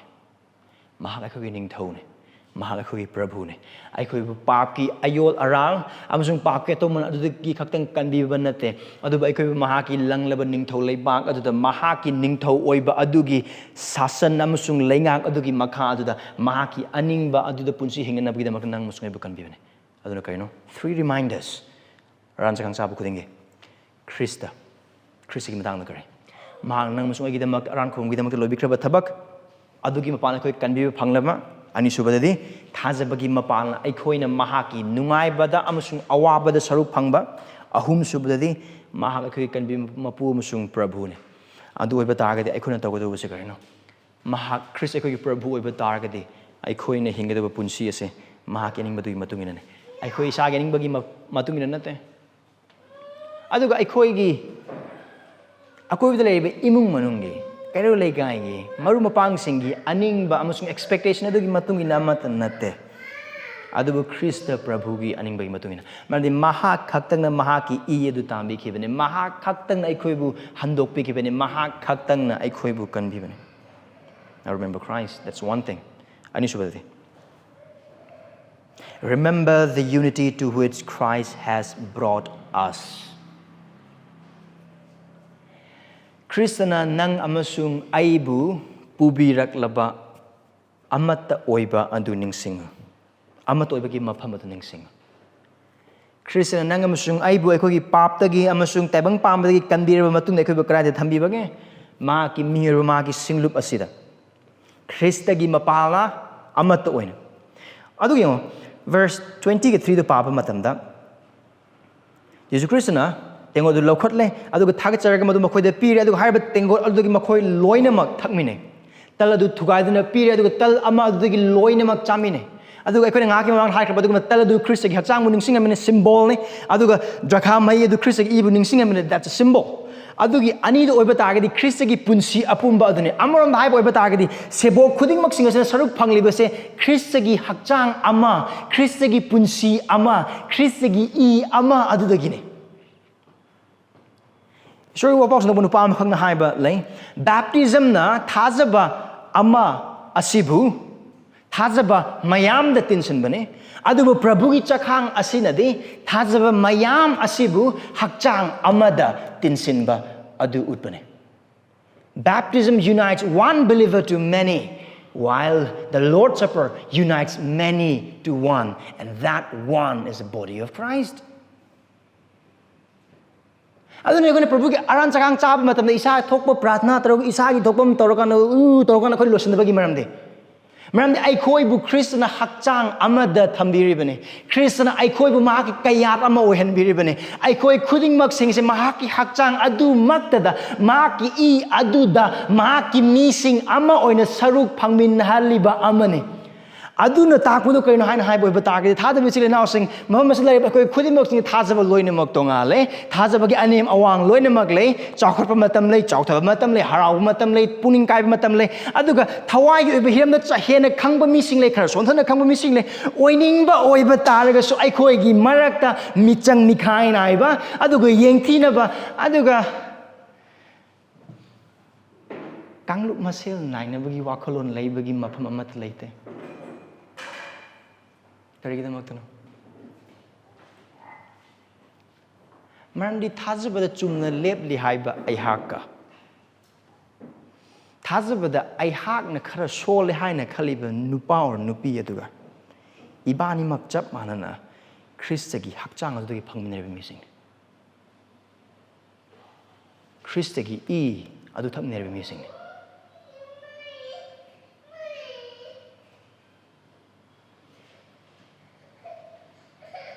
ꯑꯗꯨꯒ ꯍꯥꯏꯔꯤꯕ ꯑꯁꯣꯟꯕ ꯏꯆꯤꯜ ꯏꯅꯥꯎ ꯑꯗꯨꯕꯨ ꯍꯥꯏꯔꯤꯕ ꯍꯛꯆꯥꯡ ꯑꯗꯨꯗ ꯁꯔꯨꯛ ꯐꯪꯍꯜꯂꯤꯕ ꯑꯗꯨꯒꯤ ꯃꯇꯧ ꯑꯗꯨꯒꯨꯝꯅ ꯃꯍꯥꯛꯀꯤꯗꯃꯛꯇ ꯈ꯭ꯔꯤꯁꯇꯅ ꯇꯥꯈꯤꯕ ꯏ ꯑꯃꯁꯨꯡ ꯃꯍꯥꯛꯀꯤꯗꯃꯛꯇ ꯈ꯭ꯔꯤꯁꯇꯅ ꯐꯪꯈꯤꯕ ꯆꯩꯐꯨ ꯑꯗꯨꯒ ꯊꯥꯖꯕꯗ ꯆꯨꯝꯅ ꯂꯦꯞꯄꯦ ꯍꯥꯏꯅ ꯍꯥꯏꯔꯤꯕ ꯑꯩꯒꯤꯗꯃꯛꯇ ꯈ꯭ꯔꯤꯁꯇꯅ ꯐꯪꯈꯤꯕ ꯆꯩꯐꯨ ꯑꯃꯁꯨꯡ ꯃꯍꯥꯛꯅ ꯇꯥꯈꯤꯕ ꯏ ꯑꯗꯨꯒ ꯈꯦꯠꯅꯕ ꯑꯝꯇ ꯂꯩꯇꯦ ꯑꯁꯤ ꯍꯥꯏꯔꯦ ꯍꯥꯏꯗꯨꯅ ꯑꯁꯣꯟꯕꯁꯤꯡꯁꯨ ꯑꯗꯨꯝ ꯁꯣꯜꯂꯒ ꯑꯗꯨꯝ ꯂꯩꯒꯦ ꯑꯀꯟꯕꯁꯤꯡ ꯑꯗꯨꯝ ꯀꯜꯂꯒ ꯂꯩꯒꯦ ꯍꯥꯏꯅ ꯍꯥꯏꯔꯤꯕ꯭ꯔꯥ ꯅꯠꯇꯦ Efesios 4:6 ꯄꯤꯕ ꯌꯥꯊꯪ ꯑꯗꯨ ꯀꯔꯤꯅꯣ ꯊꯋꯥꯏꯒꯤ ꯑꯃꯠꯇ ꯑꯣꯏꯕꯗꯨ ꯉꯥꯛꯅꯅꯕꯒꯤꯗꯃꯛꯇ ꯍꯣꯠꯅꯅꯕꯒꯤꯗꯃꯛꯇꯅꯤ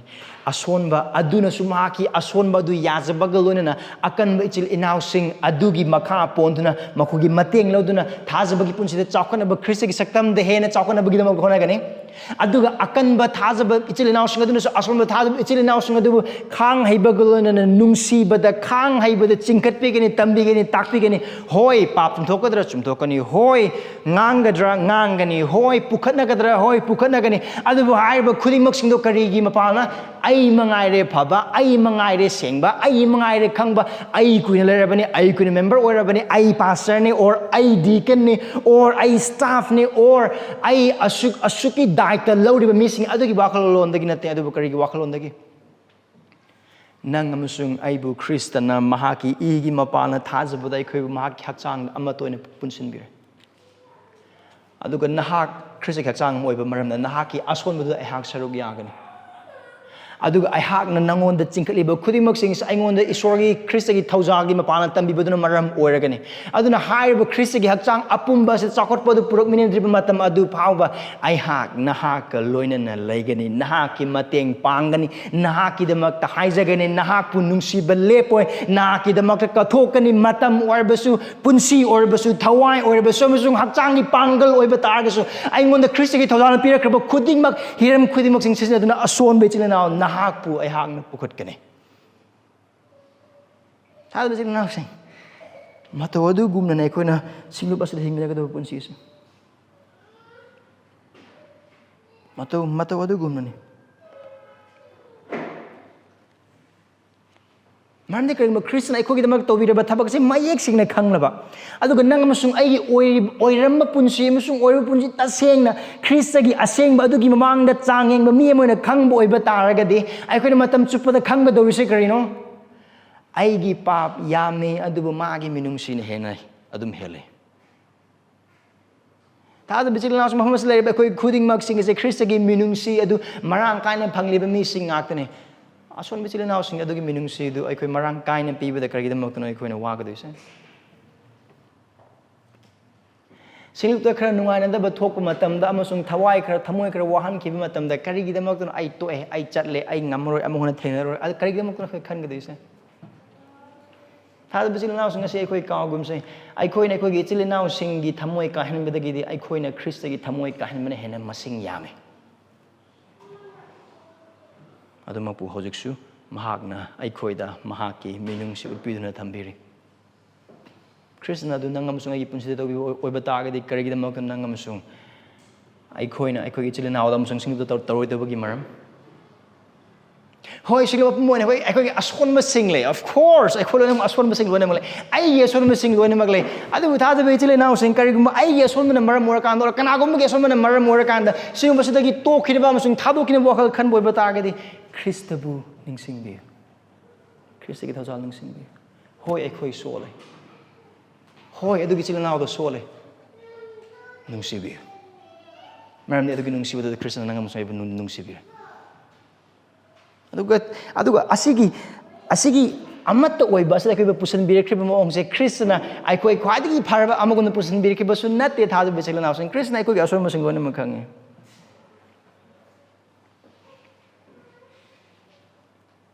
Hamang no masing haikraba dugumna aikoi ngasi bawo Krista gi ning thole bak leibagi maram singlobas the member amoina dum leibagi maram thajabane haina dum leibagi maram di aikoi ne Krista yan bagi maram nate adu Krista ne ko pai bagi maram ne Aikoi yamna thuna Khristabu thadoknabagi damakta khudi thiganba mising wahaina wakhalna amasung thabakna mahana kaibu thadokpide aikoi ason mayam leibo oiba targas aikoi gi mapung phadaba mayam leibo oiba targas adu thadokpagi mahuta aikoi ga leibi magi thawasam gi thabak subibagi mapan aikoi gi pap khanghanbi magi wahai da gem sum thajaba ichilnaw sum sinabagi mapan aikoi bu thogatpi amasung pap adu gi pungning hongnabagi damakta Krista na mating adumak pangbiri kari gi damakta no marandi Krista gi nungsiba adu lengna leiba nungsibane adu ga chap manana adu gi nungsiba adu apaba wapa bu khangba amasung thajaba amasung aran chakhang lobo khudingma ki Krista gi nungsiba amasung mahanga tawbiba thabak adu ningsingliba thajaba khudingmak singadagi thokdaba nungsiba makhalamane marandi kari gi damakta because gospel love is a staying love apaba wapa gi matung in nungsiba se lengna leiba nungsibane thadokanba hundokanba langsekan menungsiba nate tanaba nungsiba jensin benungsiba mateng pangsan benungsiba awabu da saruk yasan benungsiba hangakera hangoigera isorna uhan bibadagi matungina adu apa bawa pawag matungi benungsiba thaidu oge atopa na tawjasunu aidi karino adu natte Maramdi kanna amatana haunaba laitana Krista masamang nangamusung ebu kan bina bagi damakta saragi pambal thadokibane. And then now we remember what? Christ, Krista ningsingba, and then Krista na ikoi bu leibi duna pubiyak labasik amat oi basa ningsingba singba basa ningsingba. Aduna kadami aran chakang sa matamda Krista na ibu singba basa thambi bagi maram adugi matung in aigi punsi hingbra mamang yapagi numisingda. Adu ko chang yang phamtu. Silnaw sing nung prarthana tawbra makoi awaba sing asom sing khangna bu honabra khangwa tam ai hakkar main tawe Krista pam mong si tawbra or ai aning bu tawbra matam kyam kai thoi Krista gi thajab silnaw sing sig damak ta semgat na bagi damak sagat na bagi damak chang yang ta jaga mane aduga pungni hongga ta jaga mane now hom so de kaino we look forward ai koi mangjil than yeng adun verse 25 da Jesus Christ gi wahai dang 25 amasung 26 ayun nakoy tasing hari isur ganing tholai bakta nauna thakkadaba numit laktriba phauba aina angur mahei dagi amukana thaklaroi awdai mukoni sei saklamlaga sorful chingda chatki now aran chakhang matamdu lem aran chakhang singse mari suba oina drakhamei thakba duna aroiba lotion ba conclusion purakado aran chakhang mane adu basik aran chakhang base Krishna mari suba tengo du thangat kide it was an unfinished feast lotion khide ba chakhang ba mane maram ni Krishna gi wahai du yong lotion da badu maram leibana maram moragani adu gi maram do karino verse 25 ta ayun ko thangai sang hairi anauba isorgi ningthau leibakta nauna thakadaba numit da laktriba phawba aina angur mahaidagi amungna thaklaroi meaning asida thangakidaba mari suba aran chakhang bagi drakhamagi tengot adu Krishna mahaki misinguluna na mahang anirak suna kay lawba lakba numit da mahak thangana bagi damakta adugi wasakpa amasung adugi asa adu mahar maki se boxing de pibi asa adu ne This unfinished feast will be finished one day when Christ comes as our bridegroom.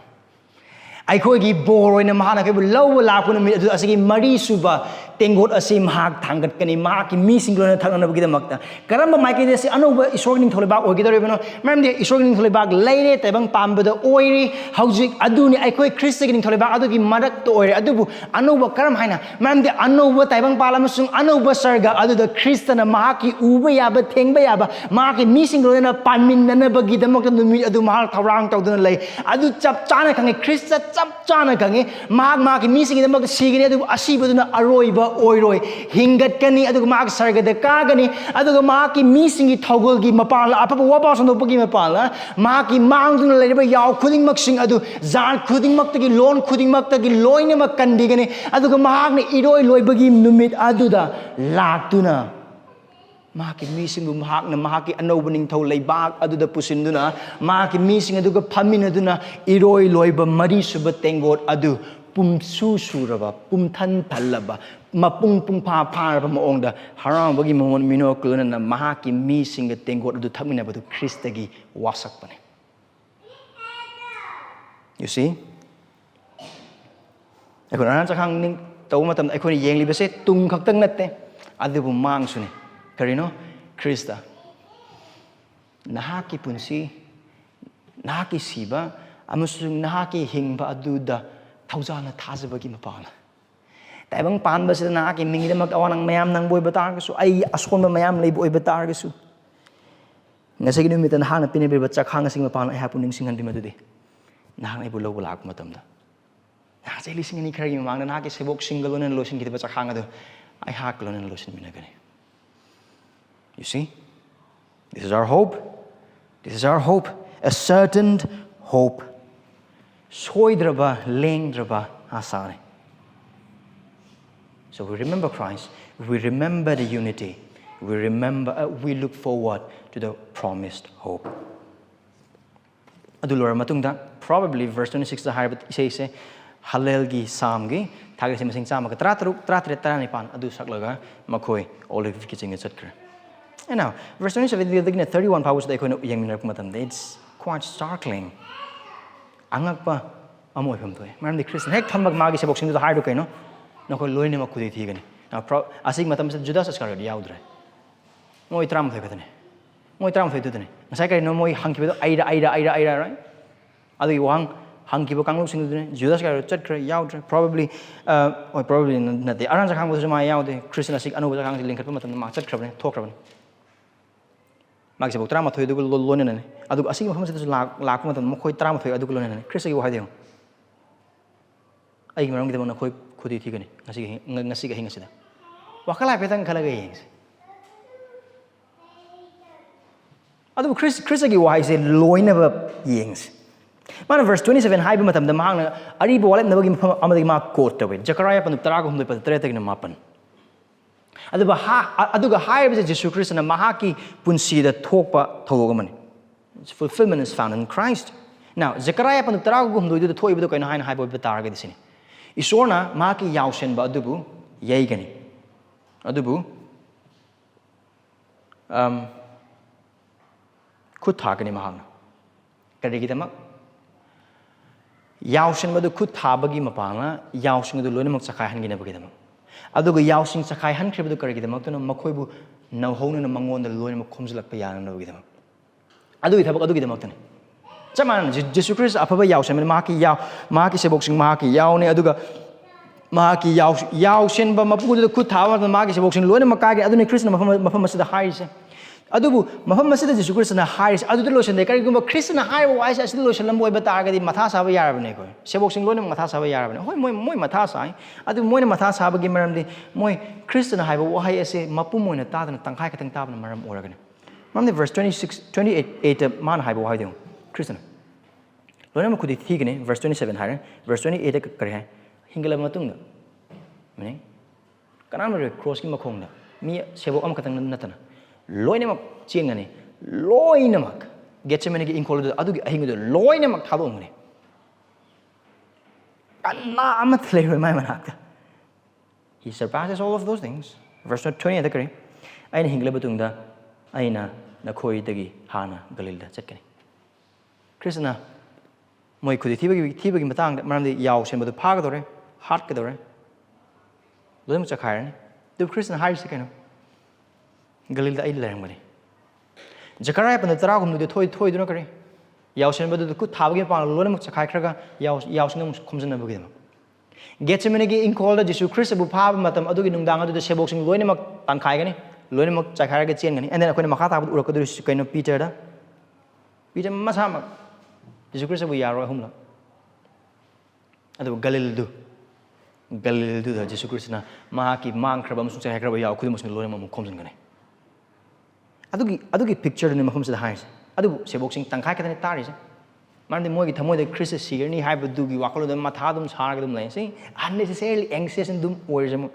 adunu kadare Christ verse 28 haiba acho wasak pase moi ude adunu verse 29 ne Peter mong hagi mi pumna magna khudi thire basu aidi khudi thiroi see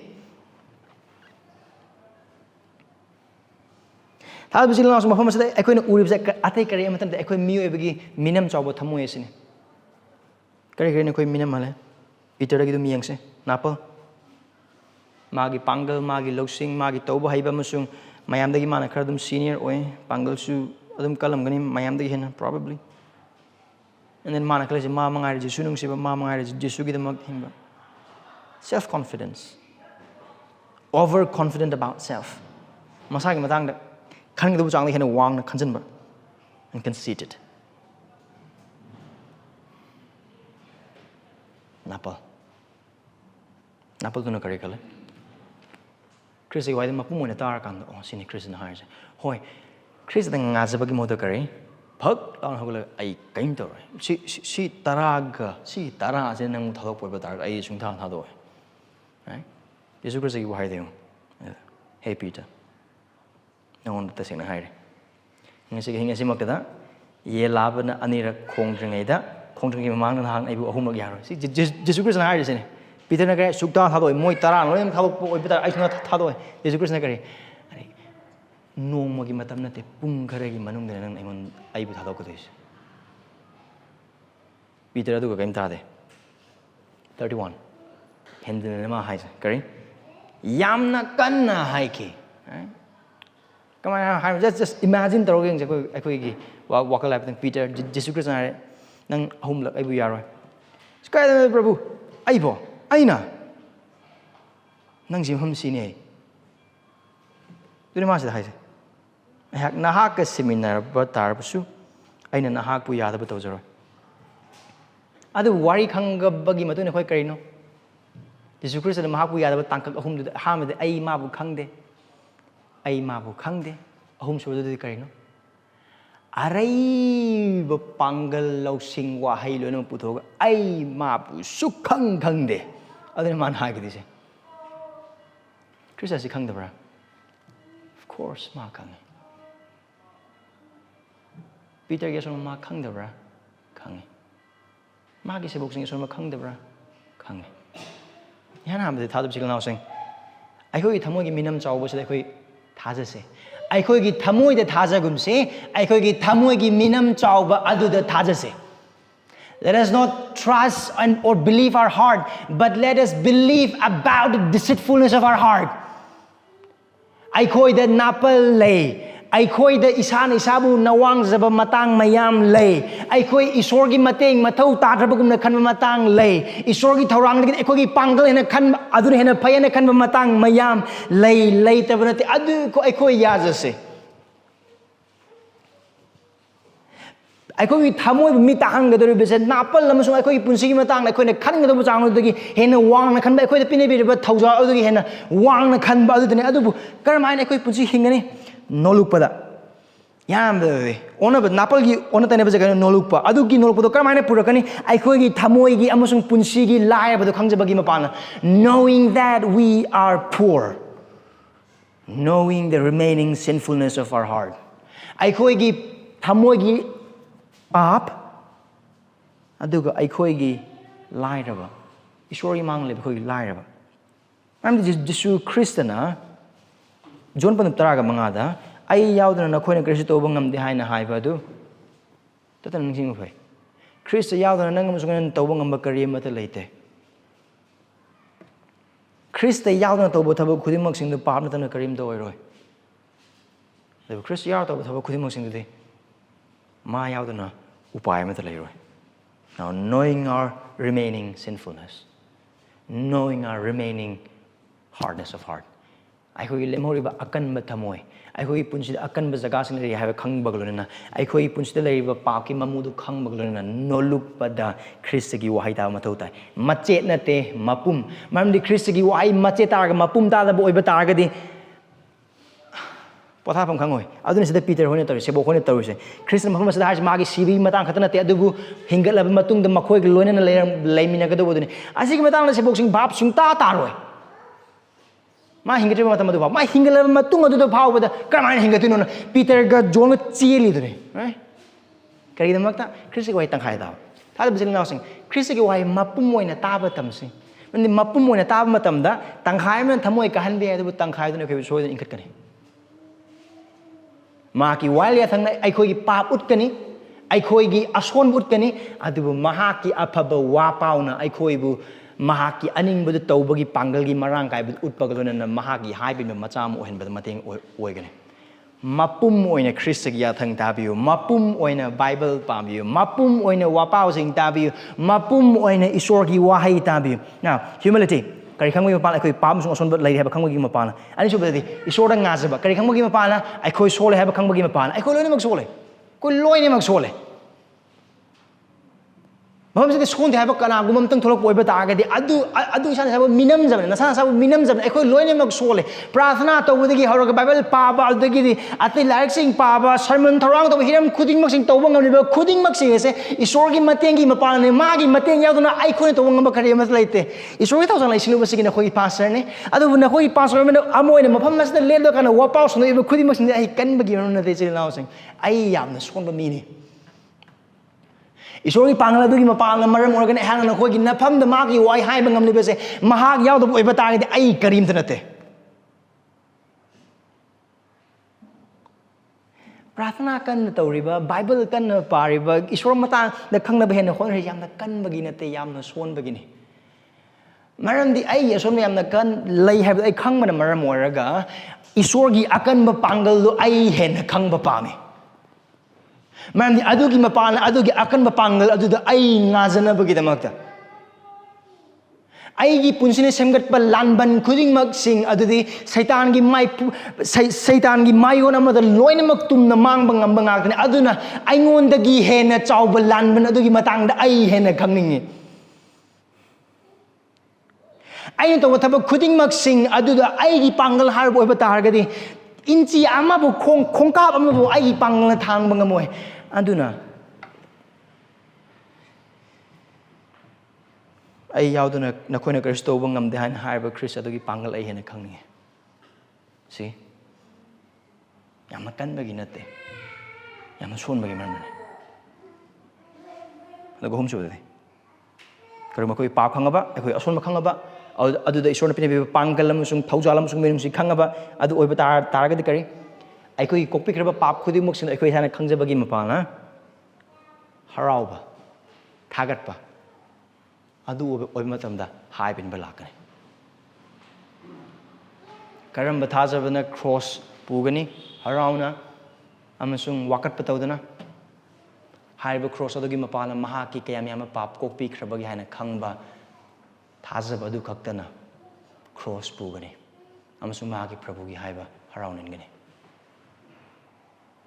ꯑꯗꯨ ꯑꯣꯏꯕ ꯇꯥꯔꯒꯗꯤ here lies our problem. ꯀꯔꯤꯒꯤꯗꯃꯛꯇꯅ ꯑꯩꯈꯣꯏ ꯊꯥꯖꯕꯒꯤ ꯄꯨꯟꯁꯤ ꯍꯤꯡꯕ ꯃꯇꯝꯗ ꯃꯨꯔꯨꯝ ꯇꯠꯇꯅ ꯁꯣꯜꯂꯤꯕꯁꯦ? ꯀꯔꯤꯒꯤꯗꯃꯛꯇꯅ ꯈ꯭ꯔꯤꯁꯇꯒꯤ ꯌꯥꯊꯪ ꯏꯟꯅꯕꯒꯤꯗꯃꯛꯇ ꯍꯥꯏꯕ ꯃꯇꯝꯗ ꯑꯩꯈꯣꯏ ꯃꯨꯔꯨꯝ ꯁꯣꯜꯂꯤꯕꯁꯦ, ꯑꯩꯈꯣꯏ ꯑꯪꯀ ꯍꯣꯠꯆꯜꯂꯤꯕꯁꯦ? ꯃꯔꯝꯗꯤ ꯅꯪ ꯑꯃꯁꯨꯡ ꯑꯩꯈꯣꯏꯒꯤ ꯀꯌꯥꯝ ꯌꯥꯝꯅ ꯄꯥꯞ ꯀꯣꯛꯄꯤꯈ꯭ꯔꯕꯒꯦ ꯍꯥꯏꯅ ꯍꯥꯏꯕꯗු ꯌꯥꯝ ꯇꯣꯏꯅ ꯀꯥꯎꯒꯟꯕ ꯃꯤꯁꯤꯡ ꯑꯣꯏꯕꯅ ꯃꯔꯝ ꯑꯣꯏꯔꯒꯅꯤ. ꯃꯔꯝ ꯊꯥꯖꯕ ꯏꯆꯤꯜ-ꯏꯅꯥꯎꯁꯤꯡ, ꯈ꯭ꯔꯤꯁꯅ ꯑꯩꯈꯣꯏꯒꯤ ꯀꯣꯛꯄꯤꯈ꯭ꯔꯕ ꯄꯥꯞꯁꯤꯡ ꯑꯗꯨ ꯃꯌꯦꯛ ꯁꯦꯡꯅ ꯈꯪꯕ ꯀꯅꯥ ꯑꯃꯠꯇꯅ ꯃꯍꯥꯛꯀꯤ ꯍꯥꯏꯕꯤꯅꯅꯕ ꯅꯤꯡꯊꯧ ꯑꯗꯨꯒꯤ ꯌꯥꯊꯪ ꯂꯥꯛꯄ ꯃꯇꯝꯗ ꯃꯥꯏ ꯍꯥꯏꯒꯗꯧꯕ ꯀꯅꯥꯝꯇ ꯂꯩꯇꯦ. ꯑꯗꯨꯒ ꯍꯥꯏꯔꯤꯕ ꯊꯧꯗꯣꯛ ꯈꯨꯗꯤꯡꯃꯛꯁꯤꯡꯁꯦ ꯁꯦꯕꯣꯛꯁꯤꯡ ꯑꯗꯨꯁꯨ ꯑꯩ ꯊꯥꯗꯣꯛꯑꯣꯏ, ꯑꯃꯁꯨ ꯊꯥꯗꯣꯛꯑꯣꯏ, ꯂꯣꯏꯅꯃꯛ ꯈ꯭ꯔꯤꯁꯇꯒꯤ ꯃꯤꯅꯨꯡꯁꯤ ꯆꯥꯎꯕꯗ ꯌꯦꯡꯉꯨ. ꯑꯁꯤ ꯑꯩꯈꯣꯏꯒꯤ ꯄ꯭ꯔꯚꯨꯒꯤ ꯃꯤꯅꯨꯡꯁꯤ ꯆꯥꯎꯕꯗ ꯌꯦꯡꯉꯨ. ꯏꯍꯥꯟ ꯍꯥꯟꯕꯗꯗꯤ ꯄꯤꯇꯔꯗ ꯃꯥ ꯄꯤꯇꯔ ꯅꯪ ꯑꯩꯕꯨ ꯊꯥꯗꯣꯛꯀꯅꯤ. ꯃꯥꯅ ꯇꯧꯗ꯭ꯔꯤꯕ ꯊꯕꯛꯇꯣ ꯇꯧꯒꯅꯤ ꯍꯥꯏꯅ ꯑꯗꯨꯝ warning ꯇꯧꯔꯕꯅꯤ. adu khakta nate ani suba matam dadi maku thadokadoriba amasung ngaihakta ngaire moi Gethsemane dane lai se Gethsemane da leiraga Jisu Krishna prarthana tabu matam adudagi somda Krishna wakal wabulana prarthana tawri matam somda tummaga leram doine adu khakta nate mahaka loina nanabagi pusan moi ahum su loina mak tummaga leram godu se Krishna michel khang haina haram gani prarthana tabu changini amuk tummaga muk leram gani I mean adu khakta nate adu lora matung Judas Iscariot lora puraga muk laani phaba horakpadagi de Sibok sing maraktugi amade magi mafi loina mak thado amaga chen khidoine mathawai kansana bagi damak harba khudimok sing do Christian loina mak khangi thado bijil nause and yet he loved them makhoi mak punungsi asigi thawong matau asina thaja bijil nause nang amusung aigi thamoida saitan amasung aikogi hakchang na matam pumun maktam minam wahai amakhaktu amasung wakhol amakhaktu thugai hanse aikoi son moi batar gadi Christian aibu nungsiram laroi aina magi haiba indaba matang singduda Christian aibu nungsib hanthai nate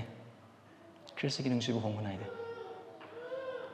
Christian nanga amasung aibu kanbidring mamangna aikogi pap chen ba aikogi sibada matik chaba khudimok sing mahangna khangi aikogi pap amasung amotpa khudimok sing khanglaba matam adu phawdane nang mahangna nang amasung aibu kanbikhiba adu Christ gi mapana aduga mahaki mi orba matungda so aikogi lakadu askon masing wapau hoji hoi tari aikogi thamoi ayamba sing se loinak prabhu hoin loinak lerambe adu horen hek loibaga fellowship hek loibaga horen ngahaki matungda tawgodo asoiba masung pap khudimok sing Christian loinak khangi adu mak oiduna so hoji phaw mahakna adu mak nungsibiri he saved us in spite of our wickedness and he still loves us in spite of our failures magi sebok trama thoidu ma tamthokpa tawde phare noi sing aibu amta kanju kanbir de loinak thokro chen gro inak la natte adu mak loinabe Peter na hairak libadu mana toide ba thabak aman have Christian chapchana khange maku chaide adu nungsina mahakpu khusel wahai haibi atei sebok sing hark matam su Christ gi nungsi mi yang adu makdum yang ngani makoi thaja bichile naw sing asine ko ki Christ asine ko gi minungsi chawbo ning tho asine ko gi minungsi chawbo Prabhu nangam sung ai gi punsi da pam sing lei nangam sung ai gi punsi da puning hongdo ba pam sing lei silumna pirak ba thaudang khudimak sing da tawdo ba khudimak sing du pap ne silumna pirak ba thaudang khudimak sing line lothokpo du adu pap ne aduga aikhoina ibunga maki waidagi ukraba thaudang khudimak sing tawdo khudimaki pap aduga haiba pawdo ai hak tawe aikhoi loinak tawe mafam se leba aikhoi loinak hiram amada loinak tawe aduna maram warga Christian nangam sung engon leba maki nungsiba amasung chanbiba hongdani haina khanbadudi adudi satan dagi oiba lakpa wakhalone Christagi nate Christian nangam sung aibu nungse aduga isona nangam sung aibu nungsiba se Christagi mapanane amram hai oiba targadi isona nangam sung aibu nungsiba amata haudre aikhoi gi maram na aikhoi bu kanbikhiba sunate aikhoi gi maram na aikhoi bu mahal thadok loi maram di aikhoi bu nungsibire base Christagi mapanane aduga Christa isorda nungsi thoiba machanu pane aduga hongba leitaba nungsiba na mahana Christa nungsi adugi nungsiba adugi phangpham thokba aikhoi ne ana puning hongdo jaga sing bu maki wahina ngasig ni na kina hamdo utpra na ki punsigi pap sing Christian utpra ngasig ni mita adu pukning hongba ngamroi da pap amagumna khanbra Thajabasa naw sing Christagi nungsib ge bagi mapan asina khoiba thogachari adugi wahai sing adu thajabigena Christagi nungsibagi mapana pukning hongholoi doba pap amata leite Christna pukning honghanba ngame maramdi mahaki nungsiba amasung kokpibagi panggalna nang amasung aigi pap sing kokpi amasung nungsibi Christagi nungsib hongunai aduna ason basing amasung maithi basing amasung asok ba khudimuk sing adugulona cross ki makong na Christ da chensen bi mateng pangbigani ꯆꯥꯝꯊꯣꯛꯄꯤꯒꯅꯤ ꯇꯩꯊꯣꯛꯄꯤꯒꯅꯤ ꯑꯗꯨꯒ ꯑꯁꯤ ꯈ꯭ꯔꯤꯁꯇꯅ ꯅꯪ ꯑꯃꯁꯨꯡ ꯑꯩꯉꯣꯟꯗ ꯅꯨꯡꯇꯤ ꯅꯨꯃꯤꯠ ꯈꯨꯗꯤꯡꯃꯛꯀꯤ ꯇꯧꯔꯤꯕ ꯑꯗꯨꯅꯤ ꯍꯥꯏꯔꯤꯕꯁꯤ ꯅꯪ ꯑꯃꯁꯨꯡ ꯑꯩꯅ ꯑꯩꯈꯣꯏ ꯃꯁꯦꯜꯒꯤ ꯑꯃꯒꯤꯗꯃꯛꯇ ꯇꯧꯐꯝ ꯊꯣꯛꯏ ꯖꯣꯟꯗ ꯍꯥꯏꯕ ꯑꯗꯨꯒꯨꯝꯅ ꯈ꯭ꯔꯤꯁꯇꯅ ꯑꯩꯈꯣꯏꯒꯤꯗꯃꯛꯇ ꯁꯤꯕꯤ ꯑꯗꯨꯒꯨꯝ ꯑꯗꯨꯅ ꯑꯩꯈꯣꯏꯅꯁꯨ ꯑꯇꯣꯞꯄ ꯏꯆꯤꯜ ꯏꯅꯥꯎꯁꯤꯡꯒꯤꯗꯃꯛꯇ ꯅꯨꯡꯁꯤꯐꯝ ꯊꯣꯛꯏ ꯊꯥꯖꯕ ꯏꯆꯤꯜ ꯏꯅꯥꯎꯁꯤꯡ ꯃꯐꯝ ꯑꯁꯤꯗ ꯑꯩꯈꯣꯏ ꯈ꯭ꯔꯤꯁꯇꯒꯤ ꯁꯤꯡꯅꯨꯕꯁꯤꯗ ꯂꯩꯔꯤꯕ ꯑꯩꯈꯣꯏ ꯈꯨꯗꯤꯡꯃꯛ ꯄꯥꯞ ꯆꯦꯟꯕꯁꯤꯡꯅꯤ ꯑꯩꯈꯣꯏ ꯄꯥꯞ ꯆꯦꯜꯂꯤ ꯑꯩꯈꯣꯏ ꯑꯃꯅ ꯑꯃꯒꯤ ꯊꯃꯣꯏ ꯀꯥꯏꯍꯟꯅꯩ ꯑꯃꯅ ꯑꯃꯕꯨ ꯊꯥꯖꯅꯗꯕ ꯃꯇꯥꯡꯁꯤꯡ ꯂꯩ ꯑꯗꯨꯕꯨ ꯑꯩꯈꯣꯏ ꯈꯨꯗꯤꯡꯃꯛꯁꯤꯡꯁꯤ ꯈ꯭ꯔꯤꯁꯇꯅ ꯃꯥꯒꯤ ꯊꯧꯖꯥꯜꯗ ꯁꯔꯒ ꯇꯥꯅ ꯆꯠꯃꯤꯟꯅꯅꯕꯒꯤꯗꯃꯛꯇ ꯈꯟꯗꯣꯛꯄꯤꯈ꯭ꯔꯕ ꯃꯤꯁꯤꯡꯅꯤ ꯑꯩꯈꯣꯏ ꯅꯥꯏꯇꯣꯝ ꯆꯠꯄ ꯑꯣꯏꯊꯣꯛꯇꯦ ꯑꯃꯁꯨꯡ ꯑꯣꯏꯊꯣꯛꯂꯣꯏ ꯀꯔꯝꯍꯥꯏꯅ ꯆꯠꯃꯤꯟꯅꯒꯅꯤ ꯑꯗꯨꯗꯤ ꯈ꯭ꯔꯤꯁꯇꯅ ꯅꯪ ꯑꯃꯁꯨꯡ ꯑꯩꯉꯣꯟꯗ ꯎꯠꯄꯤꯕ ꯃꯍꯥꯛꯀꯤ ꯅꯨꯡꯁꯤꯕ ꯑꯁꯤꯃꯛ ꯑꯩꯈꯣꯏꯅ ꯃꯥꯒꯤ ꯊꯋꯥꯏ ꯁꯦꯡꯕꯒꯤ ꯄꯥꯡꯒꯜꯒꯤ ꯃꯄꯥꯟ ꯑꯩꯈꯣꯏꯒꯤ ꯏꯆꯤꯜ ꯏꯅꯥꯎꯁꯤꯡ ꯎꯠꯄꯒꯤ ꯃꯄꯥꯟ ꯑꯩꯈꯣꯏꯒꯤ ꯍꯥꯏꯉꯝꯗ꯭ꯔꯕ ꯄꯥꯞꯁꯤꯡ ꯈ꯭ꯔꯤꯁꯇꯅ ꯀꯣꯛꯄꯤ ꯃꯇꯧ ꯑꯗꯨꯒꯨꯝꯅ ꯑꯩꯈꯣꯏꯅ ꯑꯩꯈꯣꯏꯒꯤ ꯏꯆꯤꯜ ꯏꯅꯥꯎꯁꯤꯡꯒꯤ ꯑꯃꯅ ꯑꯃꯒꯤ ꯄꯥꯞꯁꯤꯡ ꯀꯣꯛꯅꯁꯤ ꯈ꯭ꯔꯤꯁꯇꯅ ꯑꯩꯈꯣꯏꯕꯨ ꯍꯥꯏꯉꯝꯗ꯭ꯔꯕ ꯃꯑꯣꯡꯗ ꯍꯥꯏꯉꯝꯗ꯭ꯔꯕ ꯅꯨꯃꯤꯠꯁꯤꯡ ꯊꯤꯉꯝꯗꯅ ꯑꯩꯈꯣꯏꯕꯨ ꯅꯨꯡꯁꯤꯕꯤꯔꯤ ꯑꯩꯈꯣꯏ ꯃꯁꯦꯜ ꯑꯃꯒ ꯑꯃꯒ ꯍꯥꯏꯔꯤꯕ ꯅꯨꯡꯁꯤꯕꯗꯨꯗ ꯎꯠꯅꯁꯤ ꯁꯩꯇꯥꯟꯅ ꯄꯥꯝꯗꯦ ꯑꯩꯈꯣꯏꯅ ꯄꯥꯝꯗꯦ ꯑꯗꯨꯕꯨ ꯈ꯭ꯔꯤꯁ ꯑꯩꯈꯣꯏꯒꯤ ꯄ꯭ꯔꯚꯨꯅ ꯄꯥꯝꯃꯤ ꯑꯗꯨꯒ ꯄꯥꯝꯂꯤꯕ ꯄ꯭ꯔꯚꯨꯅ ꯃꯥꯒꯤ ꯊꯧꯖꯥꯜ ꯑꯃꯁꯨꯡ ꯄꯥꯡꯒꯜ ꯈꯨꯗꯤꯡꯃꯛꯁꯤꯡ ꯄꯤꯅꯕꯤ ꯑꯗꯨꯒ ꯍꯥꯏꯔꯤꯕ ꯈꯨꯗꯤꯡꯃꯛꯁꯤꯡ ꯑꯗꯨ ꯃꯍꯥꯛꯅ ꯑꯩꯈꯣꯏꯗ ꯃꯍꯥꯛꯀꯤ ꯑꯔꯥꯟ ꯆꯈꯥꯡꯁꯤ ꯄꯤꯅꯕꯤꯕ ꯃꯇꯝꯗ ꯑꯩꯈꯣꯏꯕꯨ ꯃꯍꯥꯛꯅ ꯅꯤꯡꯁꯤꯡꯍꯟꯕꯤ ꯑꯗꯨꯒ ꯅꯤꯡꯁꯤꯡꯕꯒꯤ ꯃꯄꯥꯟ ꯍꯥꯏꯔꯤꯕ ꯄꯨꯟꯁꯤ ꯑꯁꯤ ꯊꯋꯥꯏ ꯁꯦꯡꯕꯒꯤ ꯄꯥꯡꯒꯜ ꯑꯩꯈꯣꯏ ꯍꯤꯡꯐꯝ ꯊꯣꯛꯏ ꯑꯗꯨꯅ ꯊꯥꯖꯕ ꯏꯆꯤꯜ ꯏꯅꯥꯎꯁꯤꯡ ꯑꯩꯈꯣꯏꯒꯤ ꯂꯥꯟꯊꯣꯛꯄꯤꯕ ꯌꯥꯎ ꯃꯆꯥ ꯑꯃꯁꯨꯡ ꯃꯤꯅꯨꯡꯁꯤ ꯍꯩꯕ ꯄ꯭ꯔꯚꯨ ꯖꯤꯁꯨ ꯈ꯭ꯔꯤꯁꯇꯕꯨ ꯅꯤꯡꯁꯤꯡꯁꯤ ꯄ꯭ꯔꯥꯊꯅꯥ ꯇꯧꯁꯤ ꯏꯄꯥ ꯏꯁꯣꯔ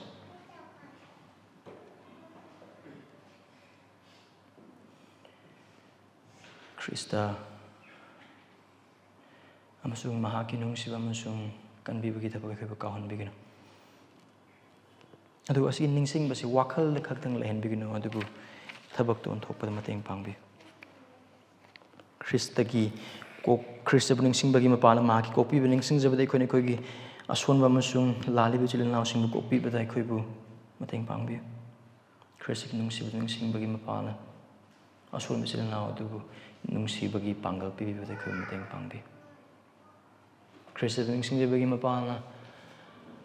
ꯑꯩꯈꯣꯏ ꯏꯁꯥꯅ ꯏꯁꯥꯒꯤꯗꯃꯛꯇ ꯍꯤꯡꯕꯒꯤ ꯃꯍꯨꯠꯇ ꯑꯇꯣꯞꯄ ꯏꯆꯤꯜ ꯏꯅꯥꯎꯁꯤꯡꯒꯤꯗꯃꯛꯇ ꯑꯃꯁꯨꯡ ꯏꯕꯨꯡꯉꯣ ꯅꯍꯥꯛꯀꯤ ꯏꯃꯨꯡꯒꯤꯗꯃꯛ ꯍꯤꯡꯖꯅꯕꯒꯤꯗꯃꯛꯇ ꯑꯩꯈꯣꯏꯕꯨ ꯃꯇꯦꯡ ꯄꯥꯡꯕꯤꯌꯨ ꯄ꯭ꯔꯚꯨ ꯈ꯭ꯔꯤꯁꯇꯕꯨ ꯅꯤꯡꯁꯤꯡꯖꯕꯗ ꯑꯩꯈꯣꯏꯕꯨ ꯃꯇꯦꯡ ꯄꯥꯡꯕꯤꯌꯨ ꯃꯍꯥꯛꯀꯤ ꯅꯤꯡꯁꯤꯡꯖꯕꯁꯤꯒꯤ ꯃꯄꯥꯟꯗ ꯑꯩꯈꯣꯏꯕꯨ ꯃꯍꯥꯛꯀꯤ ꯁꯛꯇꯝꯗ ꯍꯦꯟꯅ ꯑꯣꯟꯊꯣꯛꯄꯤꯌꯨ ꯑꯩꯈꯣꯏꯅ ꯈ꯭ꯔꯤꯁꯇꯕꯨ ꯑꯩꯈꯣꯏ ꯈꯛꯇꯪꯒꯤꯗꯃꯛ ꯅꯤꯡꯁꯤꯡꯗꯨꯅ ꯑꯩꯈꯣꯏ ꯈꯛꯇꯪ ꯃꯍꯥꯛꯀꯤ ꯀꯣꯛꯄꯤꯕ ꯈꯛꯇꯪ ꯄꯥꯝꯕ ꯃꯍꯥꯛꯀꯤ ꯅꯨꯡꯁꯤꯕ ꯈꯛꯇꯪ ꯄꯥꯝꯕ ꯑꯗꯨꯕꯨ ꯑꯩꯈꯣꯏꯅ ꯍꯥꯏꯔꯤꯕ ꯀꯣꯛꯄꯤꯕ ꯑꯃꯁꯨꯡ ꯅꯨꯡꯁꯤꯕꯗꯨ ꯏꯆꯤꯜ ꯏꯅꯥꯎꯁꯤꯡꯗ ꯄꯤꯊꯣꯛꯇꯕ ꯑꯃꯁꯨꯡ ꯄꯤꯊꯣꯛꯅꯤꯡꯗꯕ ꯑꯃꯁꯨꯡ ꯄꯤꯅꯕꯒꯤ ꯋꯥꯈꯜ ꯈꯟꯗꯕ ꯃꯇꯝꯁꯤꯡ ꯑꯗꯨꯒꯤꯗꯃꯛꯇ ꯑꯩꯈꯣꯏꯕꯨ ꯀꯣꯛꯄꯤꯌꯨ ꯑꯗꯨꯕꯨ ꯏꯄꯥ ꯑꯩꯈꯣꯏꯒꯤ ꯄꯥꯞꯁꯤꯡ ꯏꯁꯥꯅ ꯌꯥꯖꯕꯒ ꯂꯣꯏꯅꯅ ꯈ꯭ꯔꯤꯁꯇꯒꯤ ꯅꯨꯡꯁꯤꯕꯗꯨꯗ ꯊꯥꯖꯗꯨꯅ ꯆꯦꯟꯁꯤꯟꯖꯗꯨꯅ ꯄꯨꯛꯅꯤꯡ ꯍꯣꯡꯖꯗꯨꯅ ꯅꯍꯥꯛꯀꯤ ꯄꯥꯝꯕ ꯄꯨꯟꯁꯤꯗꯨ ꯍꯤꯡꯖꯕꯗ ꯑꯩꯈꯣꯏꯕꯨ ꯃꯇꯦꯡ ꯄꯥꯡꯕꯤꯌꯨ ꯖꯤꯁꯨ ꯈ꯭ꯔꯤꯁꯇꯒꯤ ꯃꯤꯡꯗ ꯅꯤꯖꯔꯤꯕꯅꯤ ꯑꯥꯃꯦꯟ